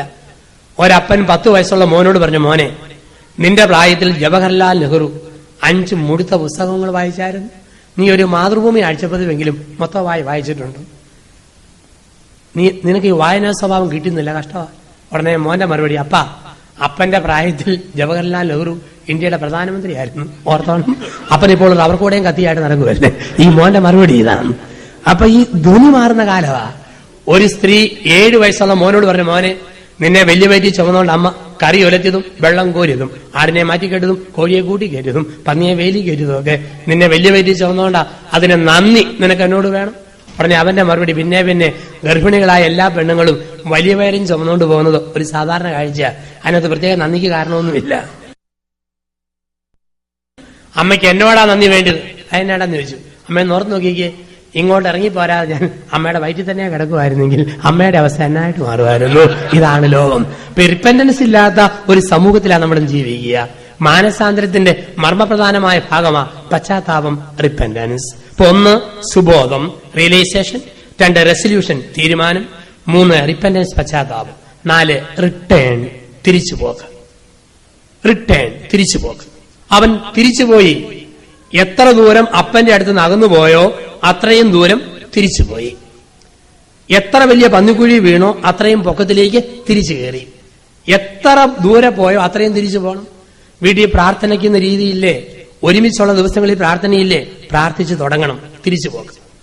ബൈബിൾ കൈകൊണ്ട് എടുക്കുന്നില്ലേ, എടുത്തു വായിച്ചു തുടങ്ങണം, ഓരോ അധ്യായം വീതം തിരിച്ചു പോക്ക്. കൊന്ത ചെല്ലുന്ന രീതി നിർത്തിയോ, കൊന്തമണി ഉരുട്ടി തുടങ്ങണം, ഒരു തിരിച്ചു പോക്ക്. എപ്പോഴും കുറ്റം പറയുന്ന സ്വഭാവമാണോ, നല്ല കാര്യങ്ങൾ ജീവിത പങ്കാളിയെ കുറിച്ച് പറഞ്ഞു തുടങ്ങണം, ഒരു തിരിച്ചുപോക്ക്. ഈ റിട്ടേൺ തിരിച്ചുപോക്ക് ആവശ്യമാണ് നമ്മുടെ ജീവിതത്തില്. കുർബാന തുടങ്ങിക്കഴിഞ്ഞ് വരുന്നു, തീരുന്നതിന് മുമ്പ് ഓടുന്ന രീതിയുണ്ടോ? കുർബാനയ്ക്ക് 5 മിനിറ്റ് മുമ്പ് വന്ന് മുട്ടുകുത്തി പഠിച്ചു തുടങ്ങണം, ഒരു തിരിച്ചുപോക്ക്. കുർബാന കഴിഞ്ഞ് 1 മിനിറ്റ് മുട്ടുകുത്തി താങ്ക്സ് ഗിവിംഗ് നടത്തി പഠിക്കണം, ഒരു തിരിച്ചുപോക്ക്. അപ്പൊ ജീവിതത്തിൽ ഒരു തിരിച്ചുപോക്ക് നമുക്ക് ആവശ്യമാണ്. 1 realisation, 2 resolution, 3 repentance, 4 return, 5 reunion. ഇത്രയും പ്രവൃത്തി ചെയ്യുന്നവർക്ക് ദൈവം ഒരുക്കി കൊടുക്കുന്ന 5ാമത്തെ സ്റ്റേജാണ് റീയൂണിയൻ. റീയൂണിയൻ എന്ന് പറഞ്ഞാൽ പുനർസംഗമം. ആരെല്ലാം തിരിച്ചു ചെല്ലുവോ, തിരിച്ചു ചെല്ലുന്നവരെ കാത്തു നിൽക്കുന്ന ഒരു പിതാവുണ്ട്. അതുകൊണ്ടാണ് ബൈബിളിൽ ഒരു വാക്യത്തിൽ ഒത്തിരി ക്രിയകളുള്ള 2 വചനങ്ങളേ ഉള്ളൂ. ഒരു വാക്യത്തിൽ ഒത്തിരി ക്രിയകളുള്ള 2 വാക്യങ്ങളേ ഉള്ളൂ. അത് ലൂക്കാ സുവിശേഷം 15:20, ലൂക്കാ 10:37 വാക്യവുമാണ്.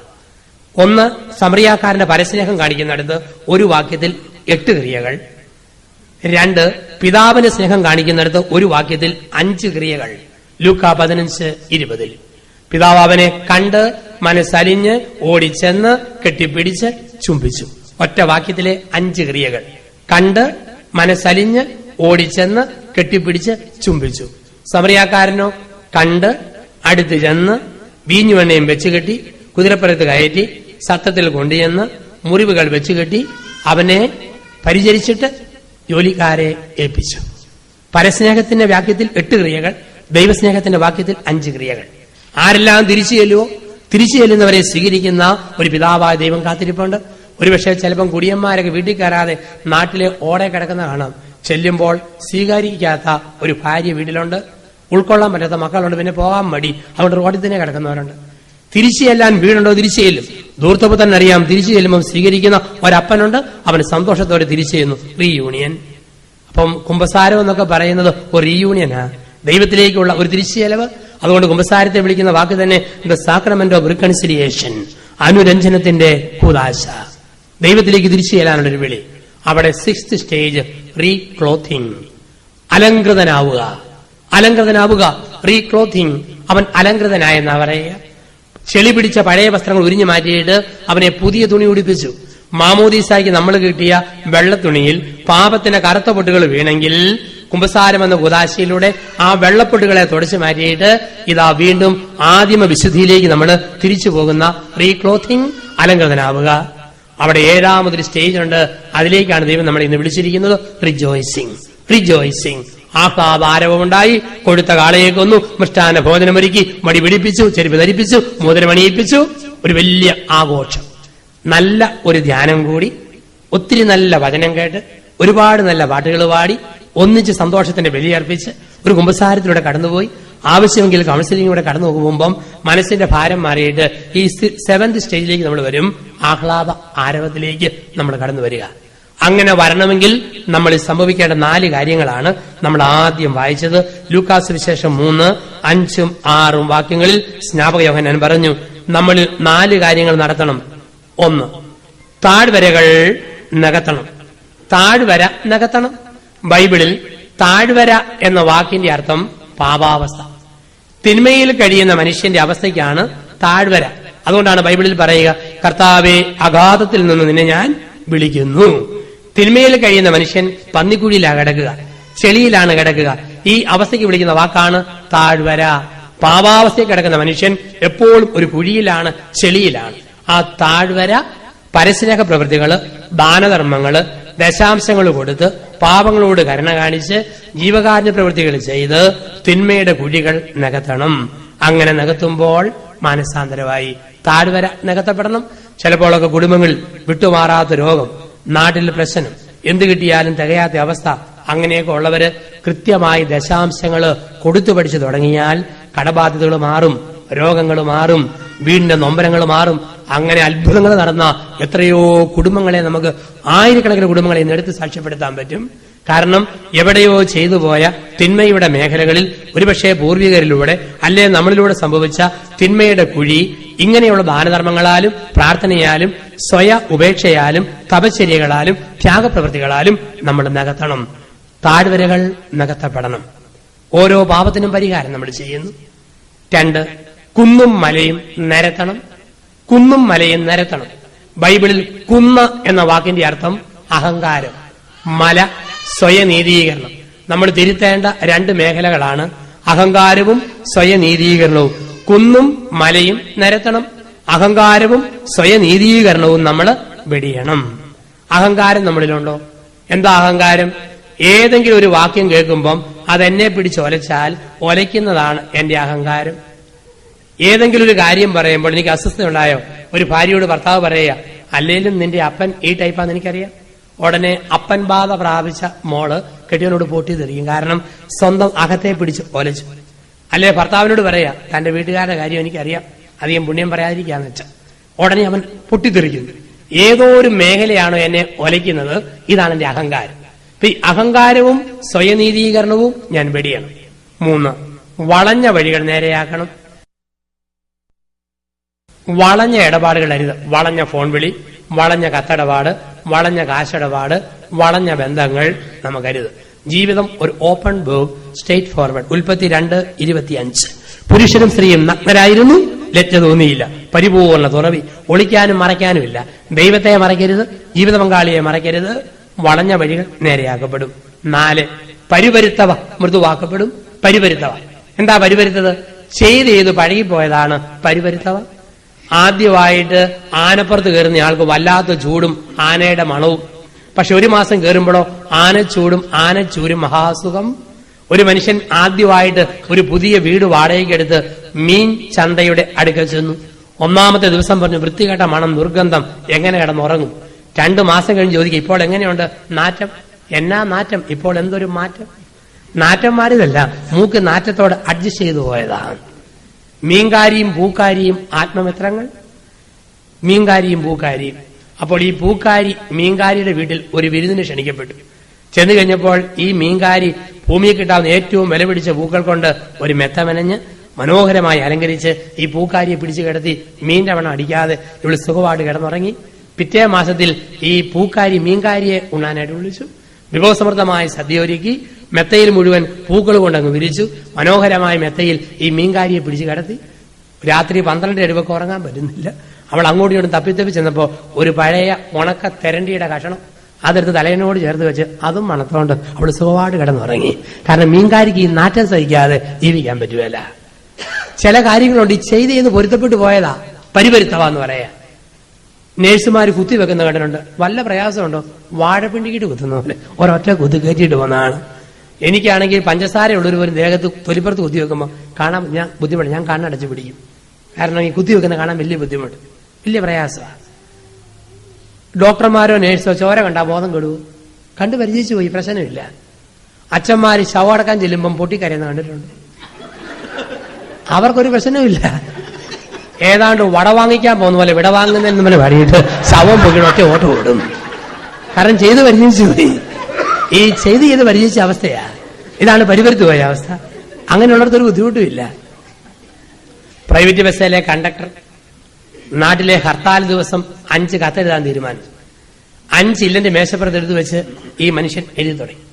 എത്ര എഴുതിയിട്ടും ഒരു ലൈൻ പോലും പൂർത്തിയാക്കാൻ പറ്റുന്നില്ല. ഉടനെ ഭാര്യയെ വിളിച്ചു, ഇങ്ങോട്ട് പാടിയെന്ന് പറഞ്ഞു. വന്നു, കരടി മേശ കീഴെ കയറി, കുലുക്കടി മേശ കുലുക്കി സന്തോഷത്തോടെ എഴുതാൻ തുടങ്ങി. കാരണം കുലുങ്ങുന്ന ബസ്സിൽ ടിക്കറ്റ് എഴുതുന്ന കണ്ടക്ടർക്ക് കുലുങ്ങാത്ത മേശപ്പുറത്ത് കത്തെഴുതാൻ പറ്റുകയില്ല. ഇവിടെ കുലുക്കിയാലേ എഴുതാൻ പറ്റത്തുള്ളൂ. ഇതാ പൊരുത്തപ്പെട്ടു പോയ അവസ്ഥ. പരിപരുത്തവ മൃദുവാക്കപ്പെടും. പരിക്കൻ മൃദുവാക്കപ്പെടണമെന്ന പരിപരുത്തിയ അവസ്ഥ മൃദുവാക്കപ്പെടണം. മിലിറ്ററി ഹോസ്പിറ്റലിലെ സർജൻ, ശവശരീരങ്ങൾ കണ്ടു മടുത്തവൻ, എല്ലാ ശവവും ഏതാണ്ട് പീസായ ട്യൂബിലേറ്റ് തട്ടിയിടുന്ന പോലെ തട്ടിയിടുന്ന മനുഷ്യന്. ഒരു ദിവസം യുദ്ധത്തിൽ 10-15 പേരുടെ തല മുറിഞ്ഞു പോയി, ഉടല് മാത്രം. കുറെ പേരുടെ കൈ ഒടിഞ്ഞു, കാലൊടിഞ്ഞു, നട്ടെല്ല് പൊട്ടി. ശവവും ജീവനുള്ള മുറിവേറ്റവരും ഒക്കെ കൂടെ, തലയില്ലാത്തവരെയും കൈ ഒടിഞ്ഞവരും ഒക്കെ കൂടെ ഒരു വലിയ ലോറിയെ കൊണ്ടുവന്ന് ആശുപത്രിയുടെ വാതിൽ കൊണ്ടുവന്ന് ഇറക്കി.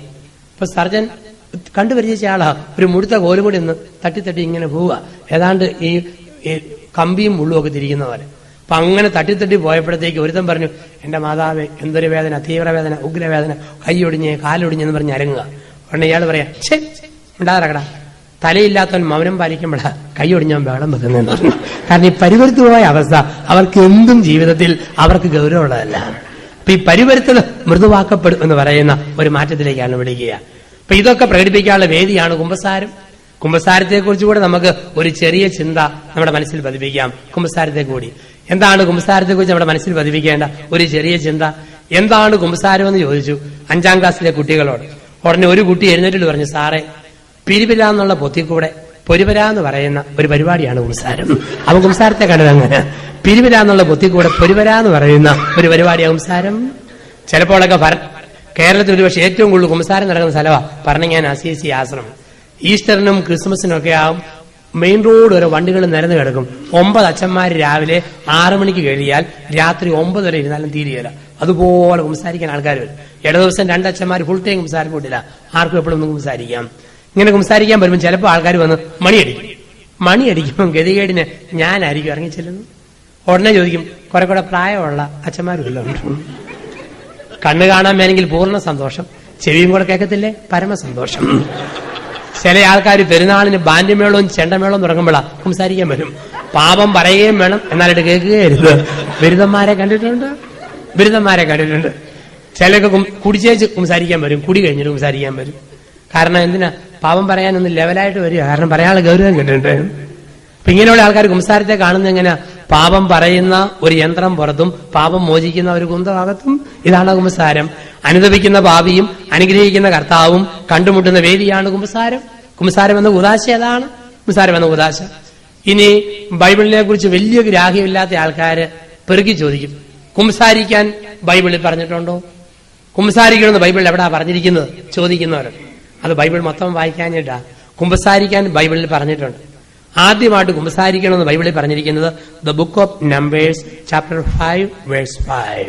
സംഖ്യാപുസ്തകം 5-ാം അധ്യായം 5-ാം വാക്യത്തിലാണ് കുമ്പസാരത്തിന്റെ ആരംഭം. സംഖ്യയുടെ പുസ്തകം 5-ാം അധ്യായത്തിൽ 5-ാം വാക്യത്തിൽ പറയുന്നു, നിങ്ങളിൽ ഏതെങ്കിലും പുരുഷനോ സ്ത്രീയോ മനുഷ്യ സഹജമായ ബലഹീനതയാൽ ഏതെങ്കിലും പാപം ചെയ്തിട്ടുണ്ടെങ്കിൽ അവൻ സഭയിൽ അത് ഏറ്റുപറയണം. നിങ്ങൾ ഏതെങ്കിലും പുരുഷനോ സ്ത്രീയോ മനുഷ്യസഹജമായ ബലഹീനതയാൽ ഒരു തിന്മ ചെയ്തെങ്കിൽ അത് സഭയിൽ ഏറ്റുപറയണം. അതിന്റെ തുടർച്ച യോഹന്നാൻ 20:21. കർത്താവായ യേശു ശിഷ്യന്മാരിലേക്ക് ഊതിയിട്ട് പറഞ്ഞു, എന്റെ പിതാവിനെ അയച്ചതുപോലെ ഞാനും നിങ്ങളെ അയക്കുന്നു. നിങ്ങൾ ആരുടെയെല്ലാം പാപങ്ങൾ മോചിക്കുമോ അത് മോചിക്കപ്പെട്ടിരിക്കും, ആരുടെയെല്ലാം പാപങ്ങൾ അഴിക്കുമോ അവ അഴിക്കപ്പെട്ടിരിക്കും. കെട്ടുവാനും അഴിക്കുവാനും അയക്കുവാനും മുറുക്കുവാനുമുള്ള പരമാധികാരം കൊടുത്ത് ഈശോ ശിഷ്യന്മാരെ അയച്ചു. പിതാവ് യേശുവിന് പാപമോചന അധികാരം കൊടുത്തതുപോലെ ഈശോ ശിഷ്യന്മാർക്ക് കൊടുത്തു, അവരടുത്ത മെത്രാന്മാർക്ക് കൊടുത്തു, അവർ അച്ഛന്മാർക്ക് കൊടുത്തു. അത് ഞങ്ങളിൽ വരെ എത്തി നിൽക്കുന്ന സഭയുടെ കൈവെപ്പ് പാരമ്പര്യം. ഇതാണ് കുമ്പസാരത്തിന്റെ പാരമ്പര്യം. ഇനി ഓർക്കുക, എന്തിനാ കുമ്പസാരിക്കുന്നത്? ശരിക്കും ഒരാളോട് തുറന്നു പറയുമ്പോൾ ആശ്വാസം കിട്ടുമല്ലോ, അതാണ് കുമ്പസാരം. കൗൺസിലിംഗും കുമ്പസാരവും തമ്മിൽ വ്യത്യാസം. കൗൺസിലിംഗിൽ ഏറ്റുപറഞ്ഞ് ആശ്വാസം മേടിക്കാം, കുമ്പസാരത്തിൽ ഏറ്റുപറഞ്ഞ് ആശീർവാദം മേടിക്കാം. കൗൺസിലിംഗിൽ ഏറ്റുപറഞ്ഞ് ആശ്വാസം, കുമ്പസാരത്തിൽ ഏറ്റുപറഞ്ഞ് ആശീർവാദം മേടിക്കുന്നു. ഇതാണ് വ്യത്യാസം, ആശ്വാസവും ആശീർവാദവും. ശരിക്കും ഒരാളുടെ അടുക്ക തുറന്നു പറയുമ്പോൾ നമുക്ക് വലിയ മനസ്സന്തോഷം കിട്ടുമല്ലോ. നിങ്ങളൊന്ന് ഓർത്തേ, വിശ്വസിക്കാൻ കൊള്ളാവുന്ന ആളോടൊരു കാര്യം പറഞ്ഞാൽ എന്തൊരു സന്തോഷമാ. എന്തോ വലിയ ഒരു ബുദ്ധിമുട്ട് സ്കൂളിൽ സംഭവിച്ചു. അപ്പനമ്മമാരറിയുമ്പോൾ എന്തു പറയുമെന്നാ പിള്ളേരുടെ പേടി. അപ്പനും അമ്മയും അറിഞ്ഞിട്ട് പറയുക, സാരമില്ല മക്കളെ, ഇനി മേൽ ആവർത്തിക്കാതിരുന്നാ മതി എന്ന് പറഞ്ഞു കഴിയുമ്പോൾ എന്തോ ഒരാശ്വാസമാ. കുമ്പസാരമല്ലേ ഏറ്റവും വിശ്വസിക്കാവുന്ന സ്ഥലം. ഒരു ഭർത്താവിനെ കുറിച്ച് ഭാര്യയ്ക്ക് അറിയത്തില്ലാത്ത കാര്യം ഒരച്ഛനറിയാം. ഒരു ഭാര്യയെക്കുറിച്ച് ഭർത്താവിന് അറിയത്തില്ലാത്ത കാര്യം ഒരു വൈദികനറിയാം. മരിച്ചാലും പറയാത്ത കുമ്പസാര രഹസ്യങ്ങൾ. അപ്പൊ അതിനുള്ള വേദിയാണ് സഭയിൽ ഒരുക്കി തരിക. കുമ്പസാരം എന്ന് പറയുന്ന കുദാശയിലൂടെ സഭ നമുക്ക് ഒരുക്കി തരികയാണ്. ഉള്ളു തുറക്കാൻ അവസരം. ഒരാൾ കുമ്പസാരിക്കുമ്പോൾ അച്ഛൻ ചോദിക്കുക, ആഹാ കഴിഞ്ഞ മാസത്തെ അത് തന്നെ പിന്നെ ഒപ്പിച്ചിട്ട് വന്നിരിക്കുക അല്ലേ എന്ന് ചോദിച്ചാൽ പിന്നെ ജീവൻ പോയാൽ ഈ അച്ഛന്റെ അടുക്കൽ കുമ്പസാരിക്കാൻ പോകും. അപ്പം നമുക്ക് ഏറ്റവും തുറക്കാൻ പറ്റുന്ന, ഏറ്റവും വിശ്വസിക്കാൻ പറ്റാവുന്ന ഒരു വേദി ഇതാണ് കുമ്പസാരം പറയുന്ന കുദാശ. ഒരു കാര്യം അറിയേണ്ടവർ അറിഞ്ഞു കഴിയുമ്പോൾ നല്ല ധൈര്യമല്ലേ. കുട്ടനാട്ടിൽ ഒരു അപ്പനും അമ്മയും, അപ്പനും അമ്മയ്ക്കും 2 മക്കള്. മൂത്തത് പെണ്ണ്, പേര് തങ്കമ്മ. ഇളയത് ചെറുക്കൻ, ആൺകുട്ടി, പേര് തമ്പി, വയസ്സ് 10. 40 താറാവും കുഞ്ഞുങ്ങളും 8-10 മുഴുത്ത താറാവുമുണ്ട്. അപ്പൻ, അമ്മ, തമ്പി, താറാവ്, തങ്കമ്മ, കുടുംബം. അപ്പനും അമ്മ ഒരു ദിവസം ആലപ്പുഴയ്ക്ക് പോയി. തമ്പിയുടെ ഏറ്റവും വലിയ ഹോബിയാ താറാവ് കുഞ്ഞുങ്ങളെ എടുത്ത് തട്ടിമുട്ടി കളിക്കും. തക്കിടിമുണ്ടൻ താറാവേ, തവിട്ടമുണ്ടൻ താറാവേ, ഇങ്ങനെ തട്ടി കളിക്കും. അങ്ങനെ പൊക്കിയിട്ട് തട്ടിക്കളിച്ചപ്പം തമ്പിയുടെ വലത്തെ കൈപ്പത്തി കൊണ്ട് ഒരു താറാവും കുഞ്ഞ് പെടലി ഓടിഞ്ചത്തുപോയി. തമ്പിക്ക് പേടി. അപ്പനറിഞ്ഞാൽ തല്ലും, അമ്മയറിഞ്ഞാൽ കൊല്ലും. ക്രൂരമായ കൊലപാതകത്തിന് ഒരേ ഒരു ദൃക്സാക്ഷി 14 വയസ്സുള്ള ചേച്ചി തങ്കമ്മ മാത്രം. തമ്പി ചോദിച്ചു, തങ്കമ്മയെ പെങ്ങളെ നമ്മൾ എന്നാ എടുക്കും? തങ്കമ്മ പറഞ്ഞു, പൊന്നു തമ്പി, കൊന്നാൽ അലമ്പ്, ബുദ്ധിമുട്ട്, അതിന് ഒലത്തിയാൽ ഉളുമ്പ്, നമ്മൾ എന്നാ എടുക്കും? രണ്ടുപേരും കൂടി തീരുമാനമെടുത്തു. വീടിന്റെ മുറ്റത്തുള്ള തെങ്ങിന്റെ മൂട്ടിൽ ഒരു കുഴി മാന്തിയിട്ട് താറാവും കുഞ്ഞിന്റെ അനാഥ ജഡം ഇതിനകത്ത് മൂടിയിട്ടു, മണ്ണ് കയറ്റിയിട്ടു, ഉണക്കയോല മുകളിലിട്ടു, കരികല തൂളിയിട്ടു. ഈ താറാവും കുഞ്ഞ് ഇത്രയും ഉള്ളതുകൊണ്ട് ചത്തത് അപ്പനും അമ്മയും അറിഞ്ഞില്ല, തങ്കമ്മയ്ക്ക് മാത്രം അറിയാം. ഒരാഴ്ച കഴിഞ്ഞു. തമ്പി ഇന്ത്യ ശ്രീലങ്ക ക്രിക്കറ്റ് കളി ടിവിയിൽ കണ്ടുകൊണ്ടിങ്ങനെ ഇരിക്കുന്നു. വീട്ടിലെ തേയിലപ്പൊടി തീർന്നുപോയി. തള്ള പറഞ്ഞു, തങ്കമ്മയെ കടയിൽ പോയി തേയിലപ്പൊടി മേടിച്ചോണ്ട് പാടി. തങ്കം പറഞ്ഞു, എടാ തമ്പി, കടയിൽ പോയി തേയിലപ്പൊടി മേടിച്ചോണ്ട് പാടാ. അവൻ പറഞ്ഞു, പോടി, കളി കാണണം. നിനക്ക് കളി കാണണമല്ലേ? തമ്പി താറാവ് മരണപ്രാണം. ഇവൻ ഒറ്റ ഓട്ടം ഓടിപ്പോയി ഇവൻ തേയിലപ്പൊടി മേടിച്ചോണ്ട് വന്നു. 4 നാൾ കഴിഞ്ഞ് വീട്ടിലെ പഞ്ചസാര തീർന്നുപോയി. തമ്പിയാണ് കുട്ടിയും കോലും കളിച്ചോണ്ട് നിൽക്കുക. തള്ള പറഞ്ഞു, തങ്കമ്മയെ കടയിൽ ചെന്ന് മേടിച്ചോണ്ട് പാടി പഞ്ചസാര. അവള് പറഞ്ഞു, തമ്പി കളി നിർത്തിൽ പോയി മേടിച്ചോണ്ട് പാടാ പഞ്ചസാര. അവൻ പറഞ്ഞു, കളി കാണണമല്ലേ? തമ്പി താറാവ്. അവൻ വീണ്ടും ഓടിയും. താറാവെന്ന് കേട്ടാ തമ്പി ചക്രശ്വാസം വലിച്ചുകൊണ്ട് ഓടും. സകലമാന തുണിയും അലക്കാൻ തുടങ്ങി, സകലമാന പാത്രവും മെഴക്കാൻ തുടങ്ങി, മുറ്റവും പരിസരവും അടിച്ചു വാരാൻ തുടങ്ങി. തള്ളയോർ ദൈവമേ, ക്രിസ്ത്യൻ ജ്ഞാനം പോലും കൂടാതെ ഈ മോന്റെ ഇത്രയും ശക്തമായ മാനസാന്തരം. തമ്പിക്ക് മനസ്സിലായി, ഈ പോക്ക് പോയാൽ ഒരു പോക്കാണ്, എവിടെ ചെന്ന് നിൽക്കാൻ പറ്റും. അങ്ങനെ ഇരിക്കും. ഒരു ദിവസം തങ്കമ്മയും തള്ളയും കൂടെ ചങ്ങനാശ്ശേരി അമ്മ വീട്ടിൽ പോയ സമയത്ത് അപ്പൻ ചാരികസേരയെ കാലും നീട്ടി ദൂരത്തേക്ക് നോക്കിയിരിക്കുന്നു. തമ്പിക്ക് മനസ്സിലായി, ഇതാണ് സ്വീകാര്യമായ വത്സരം, രക്ഷയുടെ മണിക്കൂർ. അവൻ തട്ടി മുട്ടി അപ്പന്റെ അടുക്കൽ ചെന്നു. അപ്പൻ ചോദിച്ചു, എന്നാണ് ഒന്നുമില്ലാത്തൊരു പ്രത്യേക സ്നേഹം? എന്റെ അപ്പ ഒരു സംശയം ചോദിക്കാൻ വന്ന. എന്നാ മക്കളെന്ന് ചോദിച്ചു. അപ്പന് തമ്പിയോടാണോ താറാവിനോടാണോ കൂടുതൽ ഇഷ്ടം? അതറിയാനായിട്ട് വന്നതാ. എനിക്ക് പിയറ താറാവാണ്, എന്റെ മോനോടല്ലേ ഇഷ്ടം. എന്റെ അപ്പ ഇന്നാൾ അപ്പനും അമ്മയോട് ആലപ്പുഴയ്ക്ക് പോയപ്പോ ഞാൻ താറാവും ഇങ്ങനെ പൊക്കിയിട്ട് തട്ടിമുട്ടി കളിച്ചാലും. താറാവിനെ കളിപ്പിക്കുക കുളിപ്പിക്കുക അതിന്റെ രീതിയല്ലേ.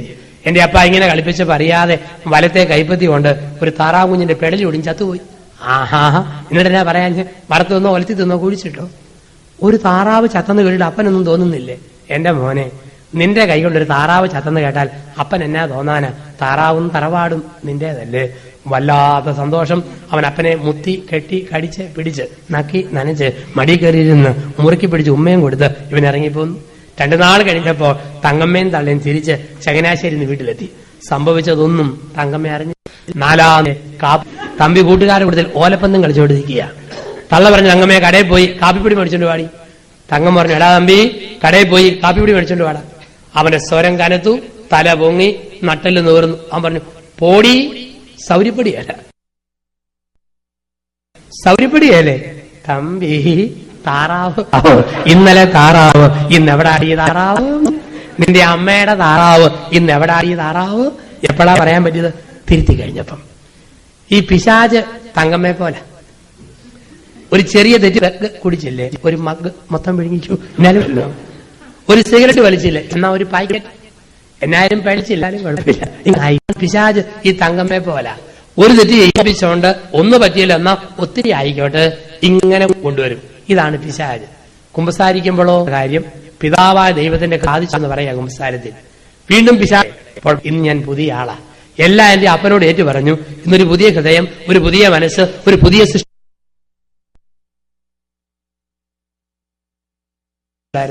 എന്തായിരുന്നു ആദിമസഭയുടെ കുമ്പസാരം? ആദിമസഭയിൽ ഒരുമിച്ചാ കുമ്പസാരം. 10ഓ 50ഓ പേരേ ഉള്ളൂ ഒരു കൊച്ചു പള്ളിയിൽ 312 ആണ്ട് വരെ.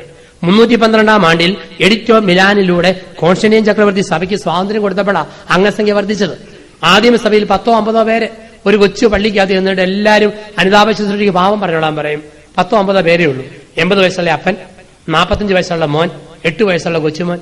ഒരാൾ പറയാതെ നിന്നാൽ മറ്റുള്ളവർ എളിക്കിട്ട് കുത്തും. പറയടാ എന്ന് പറയും. കാരണം പറയാത്തവരെ തിരിച്ചറിയാൻ പറ്റും. 80 വയസ്സുള്ള അപ്പം പറഞ്ഞു, കള്ളു കുടിച്ചു, പെണ്ണ് പിടിച്ചു. 45 വയസ്സുള്ള മോൻ പറഞ്ഞു, കയ്യാല മാന്തി, കുറ്റകൃത്യം പലതും ചെയ്തിട്ടുണ്ട്. 8 വയസ്സുള്ള കൊച്ചുമോൻ പറഞ്ഞു അപ്പനെ കുപ്പാന്ന് വിളിച്ചു, അമ്മയെ കുമ്മയെന്ന് വിളിച്ചു, മാന്തിയിട്ടുണ്ട്, കടിച്ചിട്ടുണ്ട്, നുണച്ചിട്ടുണ്ട്.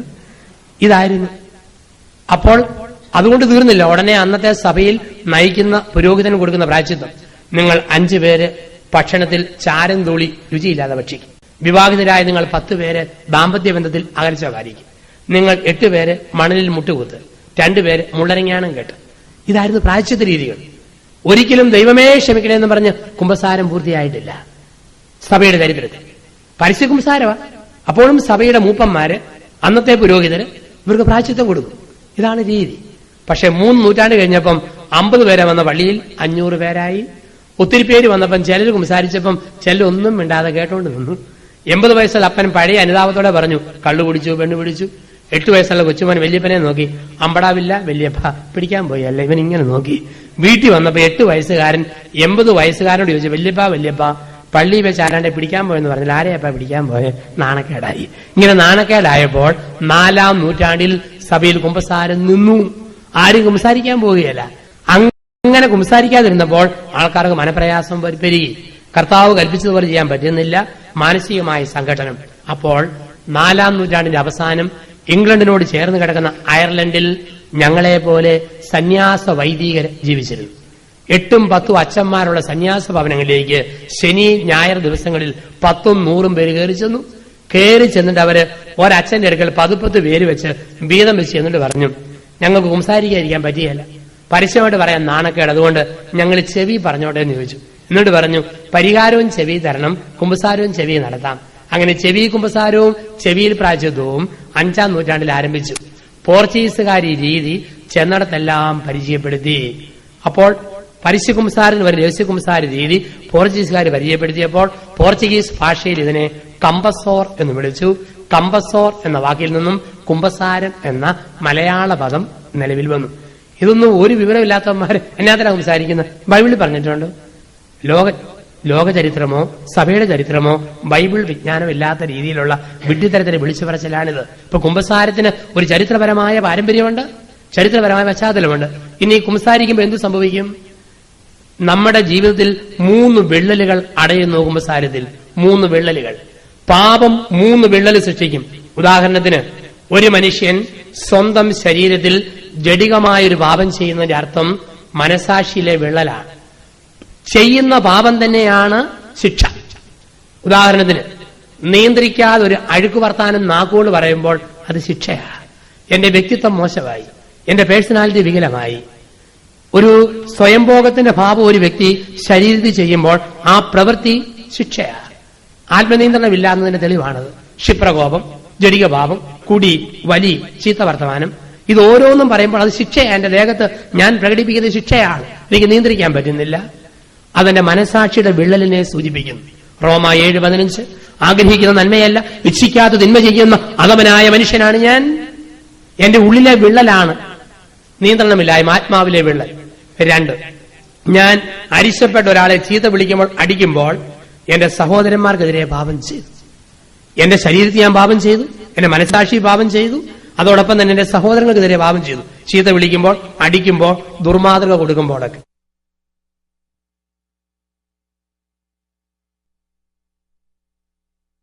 മൂന്ന്, എന്നോടും എന്റെ സഹോദരങ്ങളോടും ഞാൻ തിന്മ ചെയ്യുമ്പോൾ സൃഷ്ടിച്ച ദൈവത്തോട് തിന്മ ചെയ്യുന്നു. കുംഭസാരത്തിൽ ഇത് 3 പരിഹരിക്കപ്പെടുക. ഉദാഹരണത്തിന്, മുട്ടുകുത്തി പാപം ഏറ്റു പറയാൻ വേണ്ടി ഞാൻ നിൽക്കുമ്പോഴത്തേക്ക് എന്റെ ഉള്ളിലെ പിശാച് പറയും, മുഴുവൻ പാപം വിട്ടു പറയരുത്. ധ്യാനിപ്പിക്കുന്ന അച്ഛനെ 2 വർഷമായിട്ട് പരിചയമുണ്ട്. ഈ അച്ഛന്മാരെയൊക്കെ സ്ഥിരം കാണുന്ന അച്ഛന്മാരുവാ. അവിടെ മുഴുത്തൊന്നും പറയരുത്. വട്ടോൻ, കണഞ്ഞോൻ, കുറിച്ചി, ഊപ്പ, വരാല്, പൊടിമീൻ മാത്രം അച്ഛനോട് കൂരി, തെരണ്ടി, സ്രാവ്, തിമിംഗലം നാട്ടിൽ ചെല്ലുമ്പോഴേലും കൊവേന്റെ പോയി പറഞ്ഞാൽ മതി. എന്തിനാ പറയുന്നത്? ഇതാണ് ഉള്ളിലെ വിള്ളൽ. ആഗ്രഹിക്കുന്ന നന്മ പിശാച് നമ്മളെ കൊണ്ട് ചെയ്യിപ്പിക്കുകയല്ല. അപ്പോൾ അതിനെ അതിജീവിച്ചുകൊണ്ട് ഏത് അച്ഛനും നോക്കാതെ ഉള്ളു തുറന്ന് പറയുമ്പോൾ എന്റെ മനസാക്ഷിയുടെ വിള്ളൽ അടയുന്നു. 2, ഈ അച്ഛൻ സഭ അംഗീകരിച്ച സഭയുടെ പ്രതിനിധി, സമൂഹത്തിന്റെ പ്രതിനിധിയാണ്. ആ അച്ഛനോട് പറയുമ്പോൾ എല്ലാ മനുഷ്യരോടും മാപ്പ് പറഞ്ഞതിന് തുല്യം. ഒരു തെറ്റ് ചെയ്യുമ്പോൾ മനുഷ്യബന്ധത്തിൽ വിള്ളൽ വീണെങ്കിൽ മനുഷ്യർ അംഗീകരിച്ച അച്ഛനോട് പറയുമ്പോൾ എല്ലാ മനുഷ്യരോടും ഏറ്റു പറഞ്ഞതിന് തുല്യം. മനുഷ്യബന്ധത്തിലെ വിള്ളൽ അടയുന്നു. 3, മനുഷ്യ ദൈവബന്ധത്തിലെ വിള്ളൽ അടയുന്നു. കുമ്പസാരക്കൂടിലെ അച്ഛന്റെ സ്വഭാവമോ പുണ്യമോ പാപമോ കുമ്പസാരത്തെ ബാധിക്കുകയില്ല. ഒരുപക്ഷെ വലിക്കുന്ന അച്ഛൻ, കുടിക്കുന്ന അച്ഛൻ, ക്ഷിപ്രകോപി, എനിക്കിഷ്ടമില്ലാത്ത അച്ഛൻ, അതൊന്നും എന്റെ കുമ്പസാരത്തെ ബാധിക്കുകയില്ല. കുമ്പസാരക്കൂടിലെ അച്ഛൻ എന്ന് പറഞ്ഞാൽ നമ്മുടെ നാട്ടിലെ ബാങ്കിലെ ക്യാഷറെ പോലെയാ. ക്യാഷറുടെ പാൻസ് കീറിയതാണ്, ഷർട്ടിന്റെ ബട്ടൺസ് പൊട്ടിപ്പോയിട്ടുണ്ട്, മുടിയിൽ എണ്ണ പുരട്ടിയിട്ടില്ല, മുഖം ഷേവ് ചെയ്തിട്ടില്ല, വൃത്തികെട്ട മനുഷ്യൻ. പക്ഷെ അദ്ദേഹം എടുത്തു തരുന്ന കാശിന് ഒരു കുഴപ്പമില്ല. കുമ്പസാരക്കൂടിലെ അച്ഛന്റെ സ്വഭാവം നമുക്ക് ഒട്ടും ഇഷ്ടപ്പെടണ്ട. പക്ഷെ ഞാൻ പാപം ഡെപ്പോസിറ്റ് ചെയ്യുന്നു, പാപക്ഷമയുടെ ചെക്ക് കുമ്പസാരക്കൂടുന്ന ആ ക്യാബിനിലിരിക്കുന്ന ക്യാഷർ നമുക്ക് എടുത്തു തരുന്നു. അപ്പോൾ ദൈവത്തോടും മനുഷ്യരോടും മനസ്സാക്ഷിയോട് രമ്യതപ്പെടുത്തുകയാണ് കുമ്പസാരം എന്ന കൂദാശ. ഇനി കുമ്പസാര രീതി, നിങ്ങളൊക്കെ കുറെ നാൾ മുമ്പ് നാട്ടിൽ നിന്ന് പോകുന്നവരാ. ചില ആൾക്കാർക്ക് കുമ്പസാരിക്കേണ്ട രീതി അറിയത്തില്ല. ചില ഓടി വന്ന് വെടിക്കെട്ടിന് തിരി കൊടുക്കുന്നവരാ. അടിച്ചിട്ടുണ്ട്, ഇടിച്ചിട്ടുണ്ട്, പിടിച്ചിട്ടുണ്ട്, തീർന്നു, ഒറ്റ ഓടിച്ചൊരു കുമ്പസാരം. അങ്ങനെയല്ല കുമ്പസാര രീതി. കുമ്പസാരിക്കുന്ന രീതി ഇങ്ങനെയാ. മുട്ടുകുത്തിയിട്ട് പറയണം, കർത്താവേ പാപിയായ എന്നിൽ കനിയണമേ. ഇതാണ് രീതി. കർത്താവേ പാപിയായ എന്നിൽ കനിയണമേ. അപ്പോൾ അച്ഛൻ പറയും, കാരുണ്യവാനായ കർത്താവ് നിന്നെ അനുഗ്രഹിക്കട്ടെ. ഇതാണ് കുമ്പസാര രീതി. കർത്താവെ പാപിയായ എന്നിൽ കനിയണമേ. അച്ഛൻ പറയും, കാരുണ്യവാനായ കർത്താവ് നിന്നെ അനുഗ്രഹിക്കട്ടെ. ഇതെല്ലാം പറഞ്ഞൊരുക്കി ഒരു പ്രായമുള്ള അമ്മച്ചി കുമ്പസാരിക്കാൻ വന്നു. അച്ഛന്റെ നേരെ നോക്കി ഈ കമ്പിവലയുടെ പൊത്തിക്കൂടെ, എന്നിട്ട് മുടിയൊക്കെ ഒന്ന് തലയൊക്കെ നാട്ടിയിട്ട് കൈകൊപ്പി അമ്മച്ചി അച്ഛനെ നോക്കി പറയാ, കാരുണ്യവാനായ കർത്താവ് നിന്നെ അനുഗ്രഹിക്കട്ടെ. അത് അച്ഛൻ പറയേണ്ട വാക്കാ. നിങ്ങൾ പറയണം, കർത്താവെ പാപിയായ എന്നിൽ കനിയണമേ. അച്ഛൻ പറയും, കാരുണ്യവാനായ കർത്താവ് നിന്നെ അനുഗ്രഹിക്കട്ടെ. രണ്ടാമത് പറയണം, കുമ്പസാരിച്ചിട്ട് എത്ര നാളായി. ചില ചെറുപ്പക്കാരി പെണ്ണുങ്ങൾ ഓടി വന്ന് കുമ്പസാരിക്കും, ഭയങ്കര സ്പീഡാ. 6 മാസമായി അച്ഛ. എന്നാ പൊക്കൂ, 4 മാസം കൂടെ കഴിഞ്ഞ് വന്നാൽ മതി എന്ന് നമുക്ക് പറയാനായിട്ട് തോന്നും. പറയണം, കുമ്പസാരിച്ചിട്ട് 6 മാസമായി, കുമ്പസാരിച്ചിട്ട് 2 മാസമായി, കുമ്പസാരിച്ചിട്ട് 2 ആഴ്ചയായി. അതിന്റെ അർത്ഥം എന്താ?